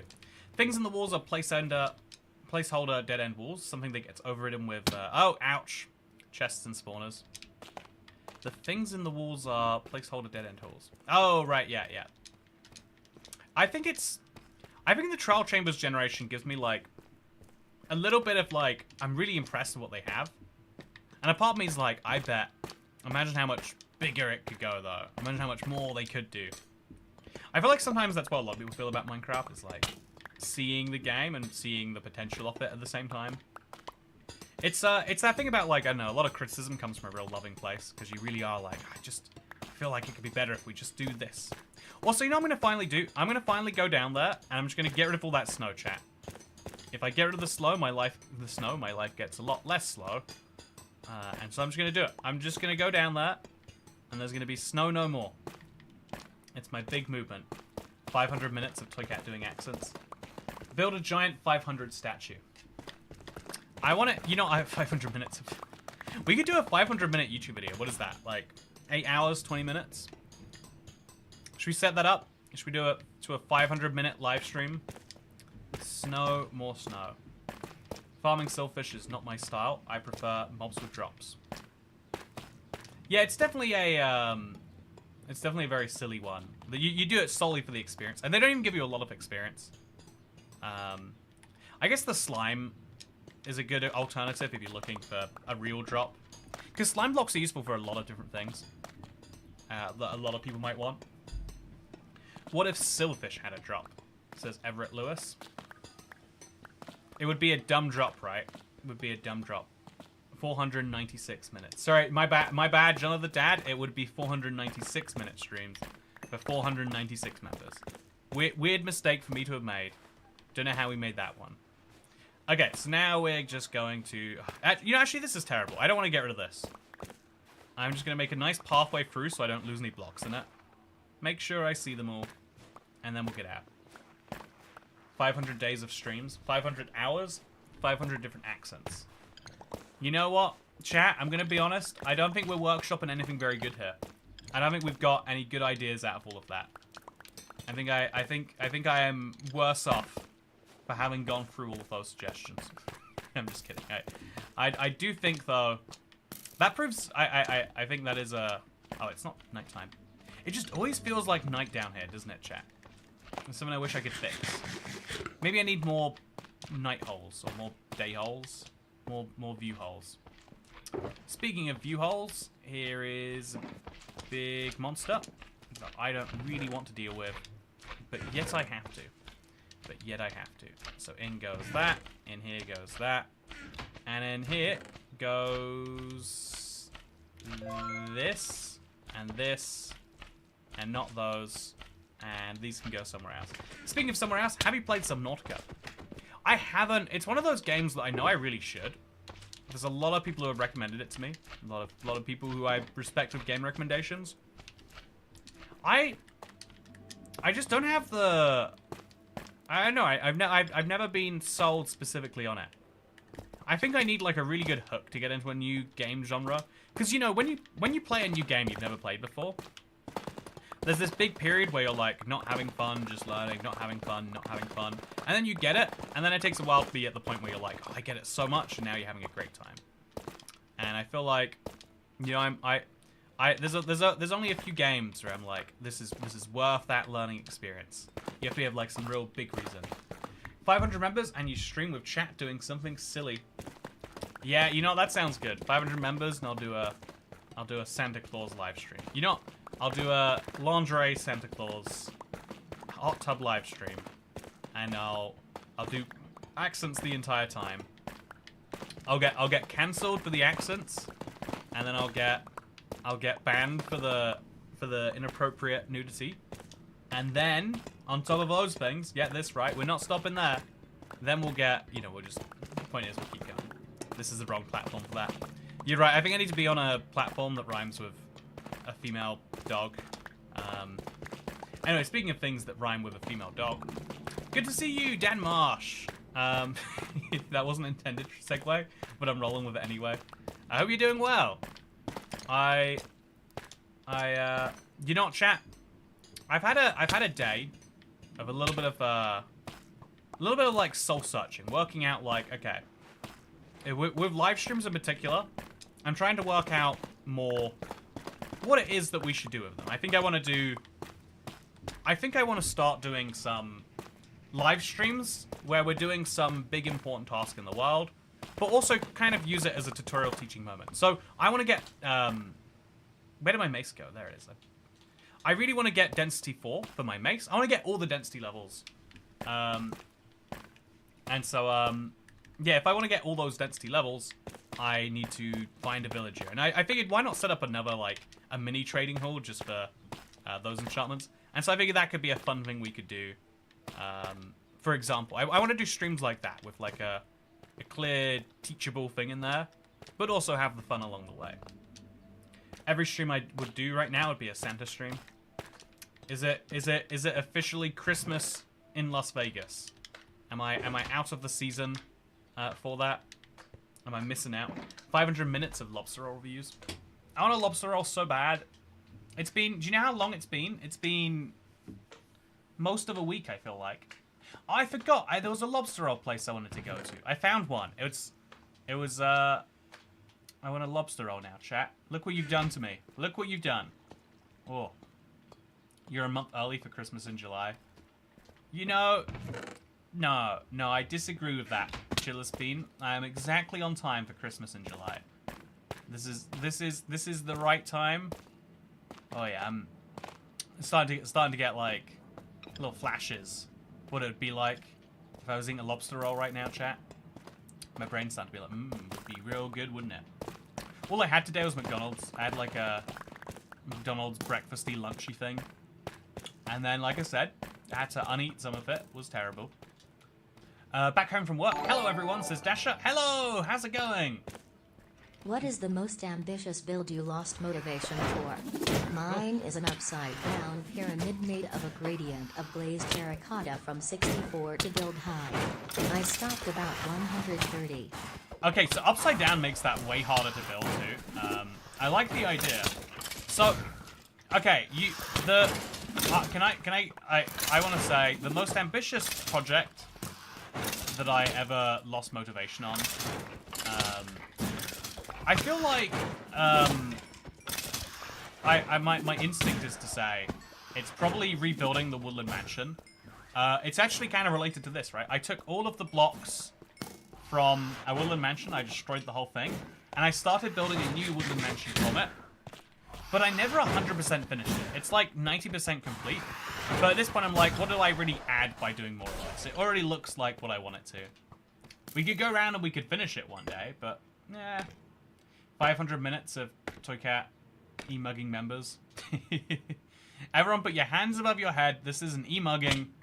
Give me $2 right now. Just right now. No questions. My gun is armed and loaded. Do you want me to shoot? Do you want me to? No, put the money in the bag. Don't ask questions. It's been so many years since the e-mugging thing. It was my favorite stream bit. Is Because, you know, so many people are doing e-begging, and I was like, this idea is just kind of silly. This idea of being like, oh, if you don't donate, I won't be able to feed my kids. And it's like, it sounds like you made, or, you know, I won't be able to pay my bill. Please give me money. And it's kind of the problem I was talking about with why I try to see streams as, like, this fun little goofy hobby I have. Is because if you see it as, like, a money-making endeavor, because, you know, the average number of, like, tips I get on a stream might be, like, $70 or something. Let's make up a number.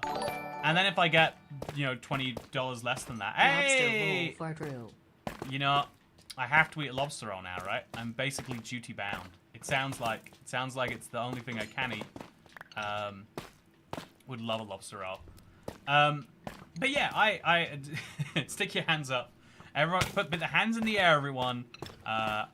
This isn't an e-begging. I'm not saying, oh, there's this terrible thing that's happened to me. I'm saying it doesn't matter what the reason I say is. You put in the money right in that bag, and I'm using it to buy lobster rolls. Everyone wants you to drain an ocean. I say build an ocean, says Dan Marsh. Building an ocean is actually a surprisingly hard thing to do. I think it actually would be easier to drain one than to build one. Maybe instinctively saying. Toy Cat is British, so no guns, unfortunately, just knives. Oh, I had a really interesting conversation this weekend with someone who. So I'm just gonna drop the bones, I guess, or the slimes. I don't need them as much. I had a really interesting conversation with someone who just got their gun license, and they lived in. I was like, "You live in London? You're getting a gun license?" He's like, "Yeah." I've got someone who this is very wild. He's a level of wealthy I can't comprehend, but he goes pigeon shooting every week. Well, play pigeon shooting, not real pigeon shooting. Feels pretty rude to shoot real pigeons, if you ask me. But he goes real pigeon. He goes. he goes play pigeon shooting every week, and he's like, yeah, you have to rent a gun. It costs £30 every time. So he's like, I'm just gonna buy my own gun, and that's the solution. And you can leave the gun at the pigeon shooting place, which I thought was fun. And I just thought that was kind of shocking because it's like, yeah, in the UK we imagine we don't have guns, and that's most of what keeps them away. But you can get them. You just gotta have a good pigeon reason. Making a huge aquarium was a really fun project. I highly recommend it. Yeah, I feel like I love anything that's collection based. So I like that you can turn an aquarium into a collection quest of like, can you get all of the fishes? Can you get the axolotls? Or the it becomes a fun task very quickly. Put the copper grates away, and then let's go put the bones and the other stuff out. Yeah, Sean Skate Sullivan. I'm quivering in my boots. Just take it. Yeah, you better. I'm putting the money away. Real good. I bet you can get that paperwork if you know the right guy. Yeah, like everything in the wild. If you know the right guy, you can skip everything. But you need to have someone who's willing to put themselves on the line for you. Which is how the actual license works. You can't get a license without someone with a license vouching for you. Which I thought was really cool. Like, imagine if driving licenses work that way. You can't get a car, and as someone who already has a car says, hey, I think that you're worthy of driving a car, and if you're not, I'll put myself on the line for that. Because it's kind of how driving instructors already work, right? It's just they take a lot of your money, and they teach you, air quotes, in that time. So, yeah, as far as the, I want to say, by the way, as with your glazed terracotta, idea, Struggle Bunny, the biggest problem I think you made up there, I think your biggest mistake is you got to calculate how many blocks it takes. It's one of the things I'm getting better at doing. When I want to do a big project that I know will look weird if I stop halfway through, I work out how many blocks I need, I compare how many blocks I have, I do a rough estimation of how long it will take. And just doing that has made such a huge difference to like, okay, I'm not gonna take on this project, not gonna do this thing. But it means that when I take on a project, I feel better about it. But I still do abandon a lot of them midway through, because I tend to abandon a project if it stops bringing me joy. If the idea of the completed version of it doesn't help me, then I'm not gonna keep going with it. It's a weird thing that I think is useful to do. Formula 1's back in Vegas in a few months. Better get your old apartment back now. I know, right? Very, very sad about it. I'm very lucky because my girlfriend knows a guy who knows a guy, basically for everything. She has connections everywhere. Oh, that is exciting. I would love to have a... You know, that's the thing, right? Is when you're on the outside of those connections, they feel so wrong. But once you have someone who's like, yeah, I know stuff, I can get this done, it's like, oh, this is nice. Suddenly my opinion on nepotism and in-groups changes. Now that I'm in the in-group, I feel like a lot of people are that way at least. Ooh, Mary Kondo those projects. Exactly. Exactly, Kat. You understand perfectly. The joy has gone, and so too has my belief that I must work on them. So we're gonna pick up all this chiseled deep slate, make sure we do have a decent pile of it. Just kind of by itself for now. And then we'll walk out once we've got it, and it'll be good to go. Okie dokie. So for my Menga sponge example, I need another 3.04 million jungle planks, or 45 hours of farming trees, and 380 hours of placing. Perfectly reasonable, right? So then you got to split that up, Benjamin. So you said you're on a work call, so you don't have unlimited time. You've got, you know, call it 4 hours a day of reasonable Minecraft playing, and you've got a 380-hour task on your hands. So do you want to spend, what is that, like 100 and something days dedicating it? Let's be honest, once you add holidays or times where something jumps up in your life, do you want to spend 4 months finishing it? That actually seems pretty reasonable if you say it that way. Now I want to make a manga sponge. Seems very reasonable. So you know a girl who knows a guy who knows a guy, says Carrot Cox. I do, Carrot, you're right. Knowing a guy is basically what a community is, says Lizzie. Good to see you, by the way, Lizzie S. Either it's been a while or my memory's bad. So I'll say it's been a while and hope that I'm right about that. No, really, I think the idea of community is real sweet. I think it's one of those things that is... I actually think... Okay, so I am a big... I think one of the beliefs I have that society has pressed onto me is the idea that living in somewhere suburban is probably the best place to, like, I don't know, like live like have some independence, live outside of the confines of a city, like have independence and raise a kid or something. Like I've got that opinion drilled into me from society. But one of the ways in which it's not is you don't really have any sense of community. Like you just about know your neighbors, who they are. Maybe you'd be friendly enough to invite them somewhere one day. But there's no real like, oh yeah, this person, we have a good relationship. He knows me or he knows someone I know. He'd be willing to do this for someone and then they do that for them. But, you know, in reality with money, you can solve those problems. But there is something nice about the idea of just being like, oh yeah, I know this guy and he knows that guy. And between us, we know all the guys. And then that's all the problems solved right there. I know this guy named Toycat. You know a lobster roll guy is what you're saying. If you ever need recommendations for lobster rolls in London, you know a guy. You know the first person you come to. You come to a Toycat stream. You say, hi Toycat, someone I know is in London. They're looking for a good lobster roll. Hoping you could show them a good time. I'm like, yeah, I'll let them know where the lobster rolls are at. Okay, so yeah, that looks good to me. Let's get back to destroying. I'm constructing the wall 4,000 blocks on each side, 80 blocks tall. I got bored. Okay, 4,000 by 4,000 build is just ridiculous. It took me like a while to do a 800 by 800 wall, and it's only 2 blocks tall. I guess my console edition size never is my biggest project. I'm still in the midst of. Every now and then we just like pour a bunch of time into it. It's kind of just the way it goes. The normal trials are pretty easy depending on the spawners, but that's why we have ominous trials, and things will always be better for skill players anyway. Yeah, I have a lot of thoughts about trial chambers, ominous versus not, the difficulty, etc. I think a lot of YouTubers do too. It's an easy thing to be opinionated about, right? The only valid reason to DM Toycat. Yeah, exactly. There's a small but valid thing there. Chat should donate a block to the wall. Also, when you have kids, you get to know a lot more people fast via nurseries / schools, etc. Yeah, it seems like it sounds like there's a nice element to that, like knowing people because you know their kids know your kids or something. It's like sounds like a nice like connection point for some people. Sounds like a little bonus you get out of the whole thing. I'm aware of the over 1 billion block task. Okay, as long as you know. Well, I mean not 1 billion.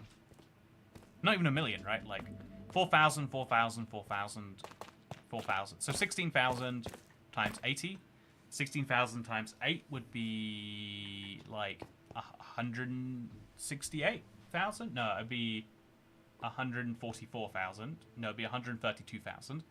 So 132,000, 1.32 million. It's a 1.32 million block task. I don't think you want to do that. Gonna be honest with you, I don't think you want to do that.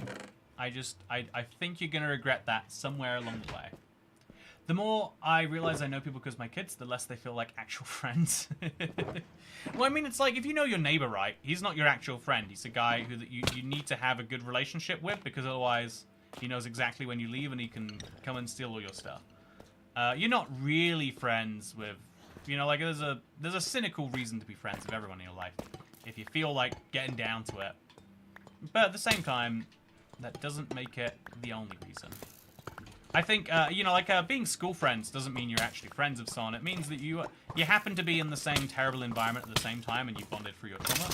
But it tends to be that bad circumstances bond people much better than good circumstances do anyway. So actually, that's not horrifically unique or terrible. I'm just going to get out there, chat. I don't want to be here. It's a bad place. Bad neighborhood. Don't want to be living there any longer. Place never torched down. Place never torched down. Actually, I've got to remember to use the mace for spiders. I bet I could get one-hit KOs on them. Ooh, I'm very low on health. Yeah, I bet I can one-hit KO if I jump. Yeah, I can. Perfect. Don't know where that creeper spawned from. Oh, I guess... So there must be natural spawning mobs mixed in with all the rest of them here. Yeah, weirdly, chat, I think even once I have a sharpness axe, I don't think I'd want to use it over the sword. I think you actually might want 3 swords, like sharpness... and then smite, and then Bane of Arthropods. No, you never want a Bane of Arthropods sword. Philosophy of Toy Cat Lol, says Sol Inferno. Yeah, the whole concept of being friends is a little broken on some levels, you can easily argue. But then you could argue, like, well, what does it even, because, you know, no one will ever know you as well as you know you. No one will ever... it's very rare to find someone who cares about you as much as you care about you. You know, it's a very infrequent experience. But that doesn't mean that it's worth nothing. Usually you bond through some real bad event and you're like, oh yeah, this is someone who was there when the times were hard. I find that to be a hugely relieving thing. Is that... You know, when we go through the worst times together, we don't shut down and avoid each other. It makes us better at being together. Yeah, that's what I think. This is a stick up, says Cat Beanie. You know what? Right now, I've done a lot of anti. You know, my e-begging has been unsuccessful, so we have moved into e-mugging chat. This is your last warning. I will shoot. I will emotionally manipulate you if you don't tip right now. I'll give you stories about how my kids won't be able to afford lobster rolls. I'll talk about how I've got bills to pay and I just don't know how I'm gonna pay them. I'll get sad. I'll stop talking about things that you're interested in and I'll start talking about sad. You know, it's gonna be terrible if you don't just agree to this e-mugging right now. Can you agree to a mugging? Is it like a trade request? Like, you get the threat of implied violence. I get your stuff. But yeah, no, the begging... so, you know, like, even people who mug people, right? I think that they genuinely think they're doing a good thing in a lot of cases. Or at the very least, they're justifying what they're doing, which might not be the same thing, but it's not that far off, right? You're trying to explain why the thing that you're doing that is bad is actually a thing that you're doing that is good. It's a... not entirely uncommon way to view the world, because there are lots of bad things in the world. And so, what is one more additional one? I think a lot of people don't value their job's contribution to the world. I think a lot of people have real doubts about what it is they do. I knew someone who worked at a place of employment where they were being, like, constantly protested and being shut down because they were working on some really, really bad pipeline somewhere. And they're like, you know, my job at this company is to really, you know, it's like protecting like some animals or something somewhere. But because the company is bad, people hate me for what I do. And then it makes them question, like, well, you know, like, what is this valuable? But, like, ultimately, like, you can convince yourself really easily that no matter how good of a job you're doing something terrible for the world, or no matter how good of a job you're doing something, you know, terrible for the world. If people just convince you the right way. I'm trying to eat lunch, and my real-life cat is standing in my bowl, begging for attention, and probably shedding. Send help. Meow. Meow. I'm gonna be a pretend internet cat. Is this how begging works? I guess some muggings occur when people land on hard times, and they just need to take things in order to survive. Yeah, I've known a couple of people who've been homeless, and they always say the biggest... you know, the people who would steal from them the most, the people that homeless people were most scared of, that they were like most worried about taking from them. It's other homeless people. They're like, yeah, those people, they're at the bottom and they feel like, you know, it's almost like fine to do so. And it's a really weird system because you know, most of the time you picture there being like some solidarity that forms, some community that forms. But weirdly it works the opposite way, that a lot of people are like, yeah, I can take this because I need to, and then the people that they're closest to when they get to that logic are other people who need it real bad too. But then if you think about life in general, it's that way, right? Like, is there anyone who really thinks themselves, I could lose like 20% of my money right now, wouldn't even be sad. If someone stole my wallet right now, it wouldn't even mess me up that bad. I've tried to get to that point because I was stolen from. People never talk about it, but there's a real emotional drain on being stolen from. Like I think like the idea that, you know, like the whole like we live in a society that like, oh, everyone else is like real friendly and like they could take stuff from you any time, but they just don't. That all goes away the second that people take stuff away from you. You're like, oh yeah, just anytime people feel like it, they can just take stuff. You know, you have problems like sleeping at night. You have problems like anything because you're like, someone could just come into this house right now, murder me, take my stuff. You get like really, really broken when you get stolen from. It's something that messed up me for a while. And I think that's one of the reasons why you probably shouldn't steal. But people who steal, like people who are doing the stuff, they're not thinking to themselves like, yeah, this is another victim. They're like, this person probably doesn't need it anyway. But everyone, no one, it's so rare to be at that point. Even me, I really want to be at the point where like, oh yeah, if my wallet was stolen, like, so what? If my phone is gone, like, you know, I love being at the point in a phone where you've had it for like 18 months. And if it was stolen, it'd be like, oh, I get to upgrade early and there'll be a new phone with cool features. I've been trying to get to the point where my wallet, like, if it was gone, I wouldn't miss it. But there's stuff like my gym card or like, you know, like there's always a little bit of money in there. Like it still wouldn't feel good. I think to be truly free in life is to be at the point where no one can, to be truly free is to be at the point where you don't have to worry about anything. It's all, you know, like, I think that's one of the real desires of renting, or like why credit cards are popular too. It's like, if you buy something on a credit card and then you don't have it anymore, it gets stolen, that's the credit cards company. That's the credit card company's problem, sorry. That's not the credit card company stealing from you. I never knew it affected you so bad. Yeah, it's rare to meet someone who isn't, like, messed up a bit by it. It's like, I had a bike stolen in school. Every single time I ride someone on my bike, I'm checking up on it every 20 seconds or something. I don't know how this happened, chat. I rode to, it was a Games Workshop, to the Warhammer store. I rode to the store on my bike. I locked the bike against the railing, which you could view from the store. The store was like this shaped. It was a perfect like rectangle. And so at any point in the store, you could see that bike railing, right? And I was in there for like 4 hours watching some Warhammer stuff. When I came out of the store, you know what happened? The bike was gone. And ever since then, it's like, even if you're looking at something, even if something's in your field of view, you know, like, you might not have it. And, I don't know, the same thing happened with my bag. So if you're curious about how I got stolen from, I needed to use the bathroom on a train. And so I, like, took my bag, went there. I went back. because I was like, actually not right now. And when I got back, my bag was not at my seat. And I was like, oh, okay. You know, literally like just across the carriage. And then someone's like, yeah, I just saw someone running with a bag right now. Is that yours? And then, you know, like, I tried to report it to the police, and they're like, this is a non-emergency. If you've been stolen from, that's not high priority. Please call 101. I call 101, and they're like, this isn't our problem either. It's actually British Transport Police's non-emergency number. So, like, I get bounced around a bunch. You know, I'm like, there is a person at the station running with my property with, like, all my stuff in it. Please, can someone deal with this? And they're like, yeah, Could you describe all the items of what's in your bag, and could you tell me exactly? You know, they try to like ask the dumb questions that aren't helping. Like, it was this experience that kind of taught me that, like, oh yeah, theft is just seen as like a given.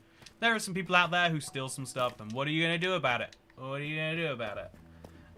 There's a girl in my grad school who got mugged and stayed multiple nights at our advisor's condo because she was scared.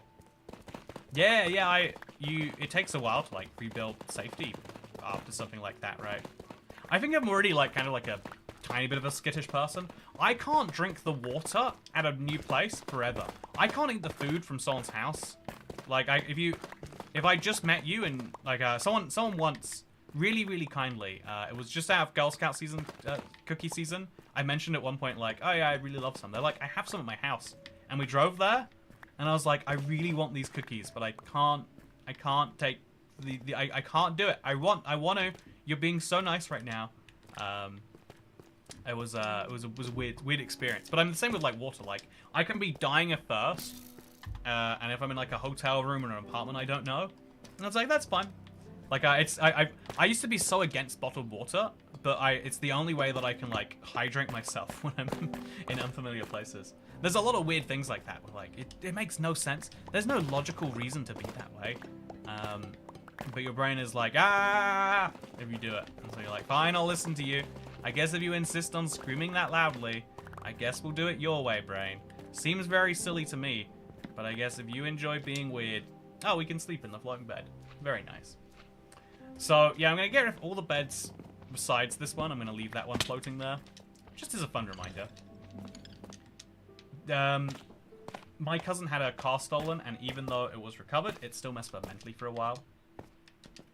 Yeah, there's an expectation that if you have property, like, we live in a society, right? We spend a lot of money to live in a society, and one of the hallmarks of civilized society is property rights. I wouldn't say one of the hallmarks. I think the very thing that defines a society is the idea that if you own something, it's yours. It's not this.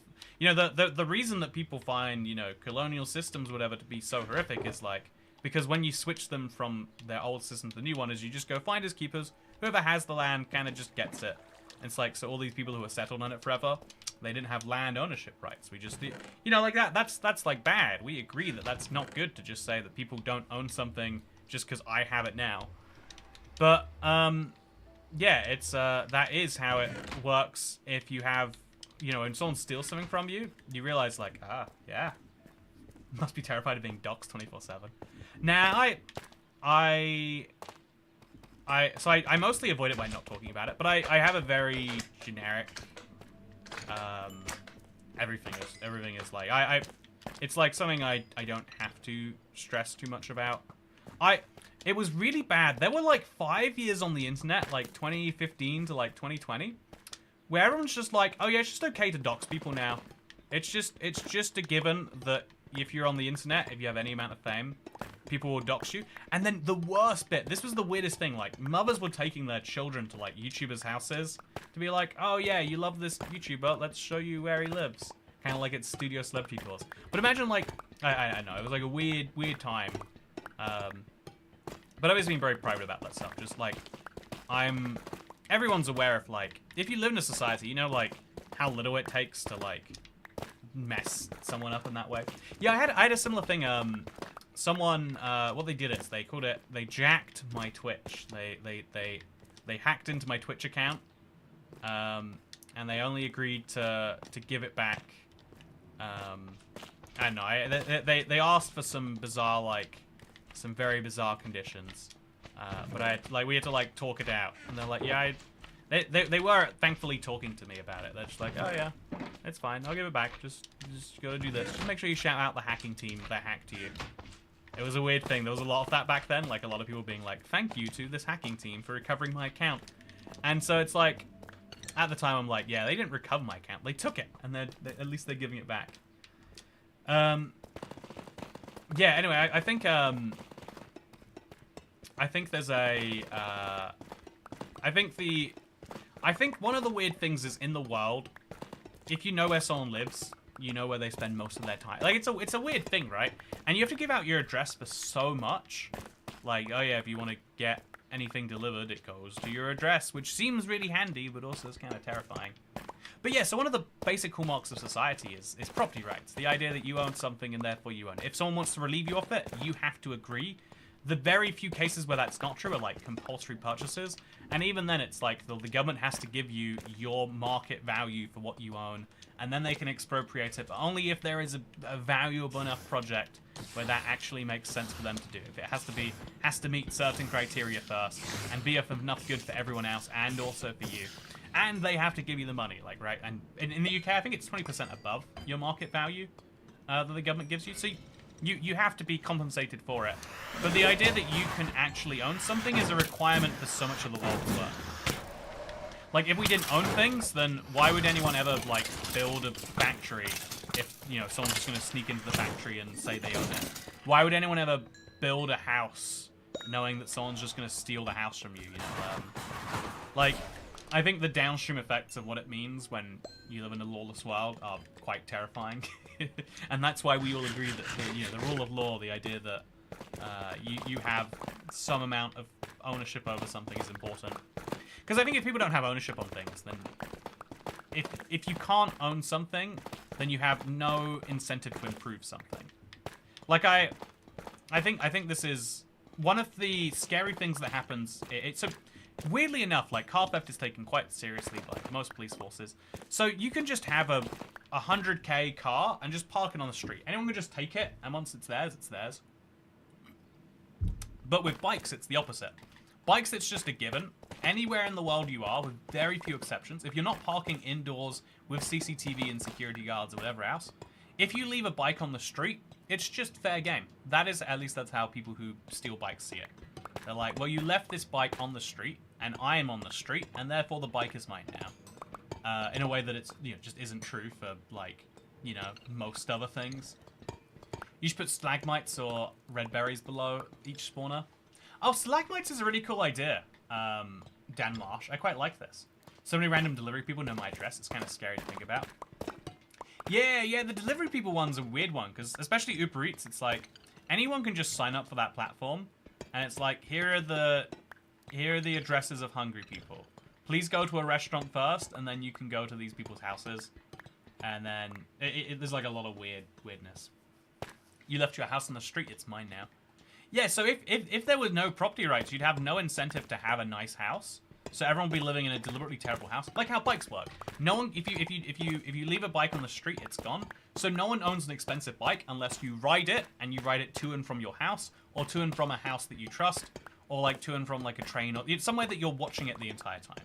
So that limits hugely what you can do. If you can't ride a bike out in public, if you can't ride something expensive, people ride worse bikes, which is bad for the bike manufacturing industry. Now, no one will buy the expensive bikes because they know that they're just going to be stolen from them. It's bad for the bikes industry. It's bad for the end consumer. Everyone just gets worse bikes now. And the only people who benefit are people who steal bikes and people who buy stolen bikes. I think that's something that, like, it's kind of hard to do. You can't really have secondhand markets without avoiding theft. But I think, like, there's a lot of ways you probably could avoid that one, but we don't end up going through. And so, the same thing that happens with bikes, where everyone just rides a terrible bike. You've got to make it look as bad as possible, so no one even thinks about stealing it. That's how owning a bike actually is. Sadly, everyone has to own like the bare minimum version. Imagine if it was like that with cars, where everyone had to buy really broken down, terrible cars that no one would be worth stealing. We'd be like, yeah, that would lose a lot of money every year. And now, imagine any other industry. Like, oh yeah, if you have a nice phone, it's just not yours. No one's buying a nice phone. There's no phone technology improving there. And I think in general, it's probably bad, like, on a not economic level when people feel psychologically scarred and whatnot. But that's the whole point. If you live in the UK, you technically never own your car. The government do, says Scott. Well, that's just not true. I know that, like, I want to raise the point that you obviously need the government's permission to drive it via licenses and insurance and tax and all that stuff. But you never own anything by that logic. If the government says you don't own this bike, then you sort of don't. And the government's there to not do that for you, right? It should be their objective at the very least. But, you know, there are lots of situations where you are denied the rights to things that you own. But that doesn't mean that you don't own them. It just means it's a bit of a messier situation, I think. Speaking of a messy situation, if I'm on the street, do I belong to whoever wants me? Oof, please no. It belongs to me now, Chillerspeen13. How can someone even steal a house? Oh, it's so easy to steal a house, Ustu Yusuf. Have you seen how easy lockpicking is? If you haven't, like, get locked out of your house and see how long it takes for the people to let you back in. It is shocking how fast you can get in and out of the house, I guess. I learned how to lockpick because I wanted to change. Once my plumber moved out and once my crazy Soviet lodger moved out, I decided to change my locks because when I moved into this house, lots of people have had the keys to my house, and so I was like, I should change the locks, and I wanted to do it myself because, you know, it's one of those, like, fairly easy activities. Everyone who does it will tell you, and so I just decided to do it. And yeah, if you have a yellow lock, I can get in with a plastic bottle or a good keg. Exactly, yeah, there's lots of easy ways. Like, stealing someone's house is easy, and then once you're in the house, you just put on a new lock, and now they're locked out. It's a thing that happens a lot in tenancy disputes. It's very, very illegal, so you can make a lot of money if your landlord ever does it to you. But if you rent a house, you own the right to live in that house, but the landlord owns the rights to the house, to sell it, to do stuff like that with it, right? That's basic stuff. And so if there's a disagreement about, yeah, they can change the locks on it if you've gone past your eviction date. I think it's more complicated than that, but let's just simplify it down to the locks change when you are evicted. And now the who can live in the house goes back from not being, it goes back from being you to being the landlord. My bio dad was a locksmith and a safecracker. Oh, he was a safecracker. I'm glad he wasn't a dangerous white person to be around. Anyway, with that said, I think the really beautiful thing... I didn't even think about changing the locks. Sorry if you're now thinking about it. It probably won't happen, statistically speaking. And so, statistically speaking, you're fine. Don't worry about it at all. But yeah, speaking of things that we don't have to worry about at all, this has been a lovely live stream, internet. But I have only eaten McDonald's today, like a trooper, like someone with only the finest of tastes. And so I think I'd like to get some food now. I also need a shower. I smell very, very funny. You meant to admit that. You meant to admit that you've been sweating for a while on the internet. You know, people used to talk about the smell of sweat all the time. It used to be like a non-issue for me. There's only like some people that you really notice it for. But like the last couple of summers, I've been sweating a lot more. Is this like an age thing? Or is it that I've been sweating the same amount, but now I'm noticing it? Because I like, obviously I shower every day. But now I'm starting to think, like, I should shower in the evenings after all that. You know, anyway, with that said, I've got a lot of thoughts about showers. Would you like to hear my shower thoughts, internet? If you'd like to hear my shower thoughts, subscribe to my new podcast. It's called Tuggat Shower Thoughts. And the way it works is it's actually a YouTube live stream that I say is a podcast. But it's a 2.5 to 3 hour long experience of just me saying things that I would think to myself anyway. Speaking of saying things anyway, is that the only mob Ninja Bella? Yeah, it is. This has been episode 3000. Next time my parents are out of town. This has been day 6296 of my Minecraft Update Adventures World. I hope you enjoyed your time here today. Actually, chat, sorry, here's an idea. Do you think... So, alright, instead of measuring the Let's Play by episodes now that they're kind of infrequent, should we name them by day? Should we be like day 6301 day 6407. Because that way it could help people understand the gap between episodes better. Do you think that's a good idea? I think it's a good idea. Do you want to see me trade with some villagers and get density 4? I've been using so much experience, I've just concluded it's not going to work. Anyway, with that said, thank you for watching. And I hope you have a good one. I'll see you then. Wait, then? See you tomorrow. Wait, chat, I've got a new video. Oh, should I put it out right now? Let's make it go live right this very second. Let's do it. Let's do it. Do you want to go watch a new video? Okay, I'm going to hit the button right. Go stalk the channel. It's going to go live right now. Woo! New video. Go watch it. It's a good one. I enjoyed it. It's one of my favorites. Have a good day. Look how destroyed it is. It's nuts. I'll take a nice screenshot while I'm here.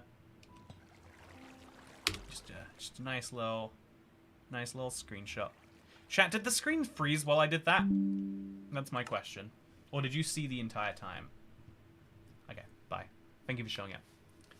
I enjoy our times together, internet. But I also enjoy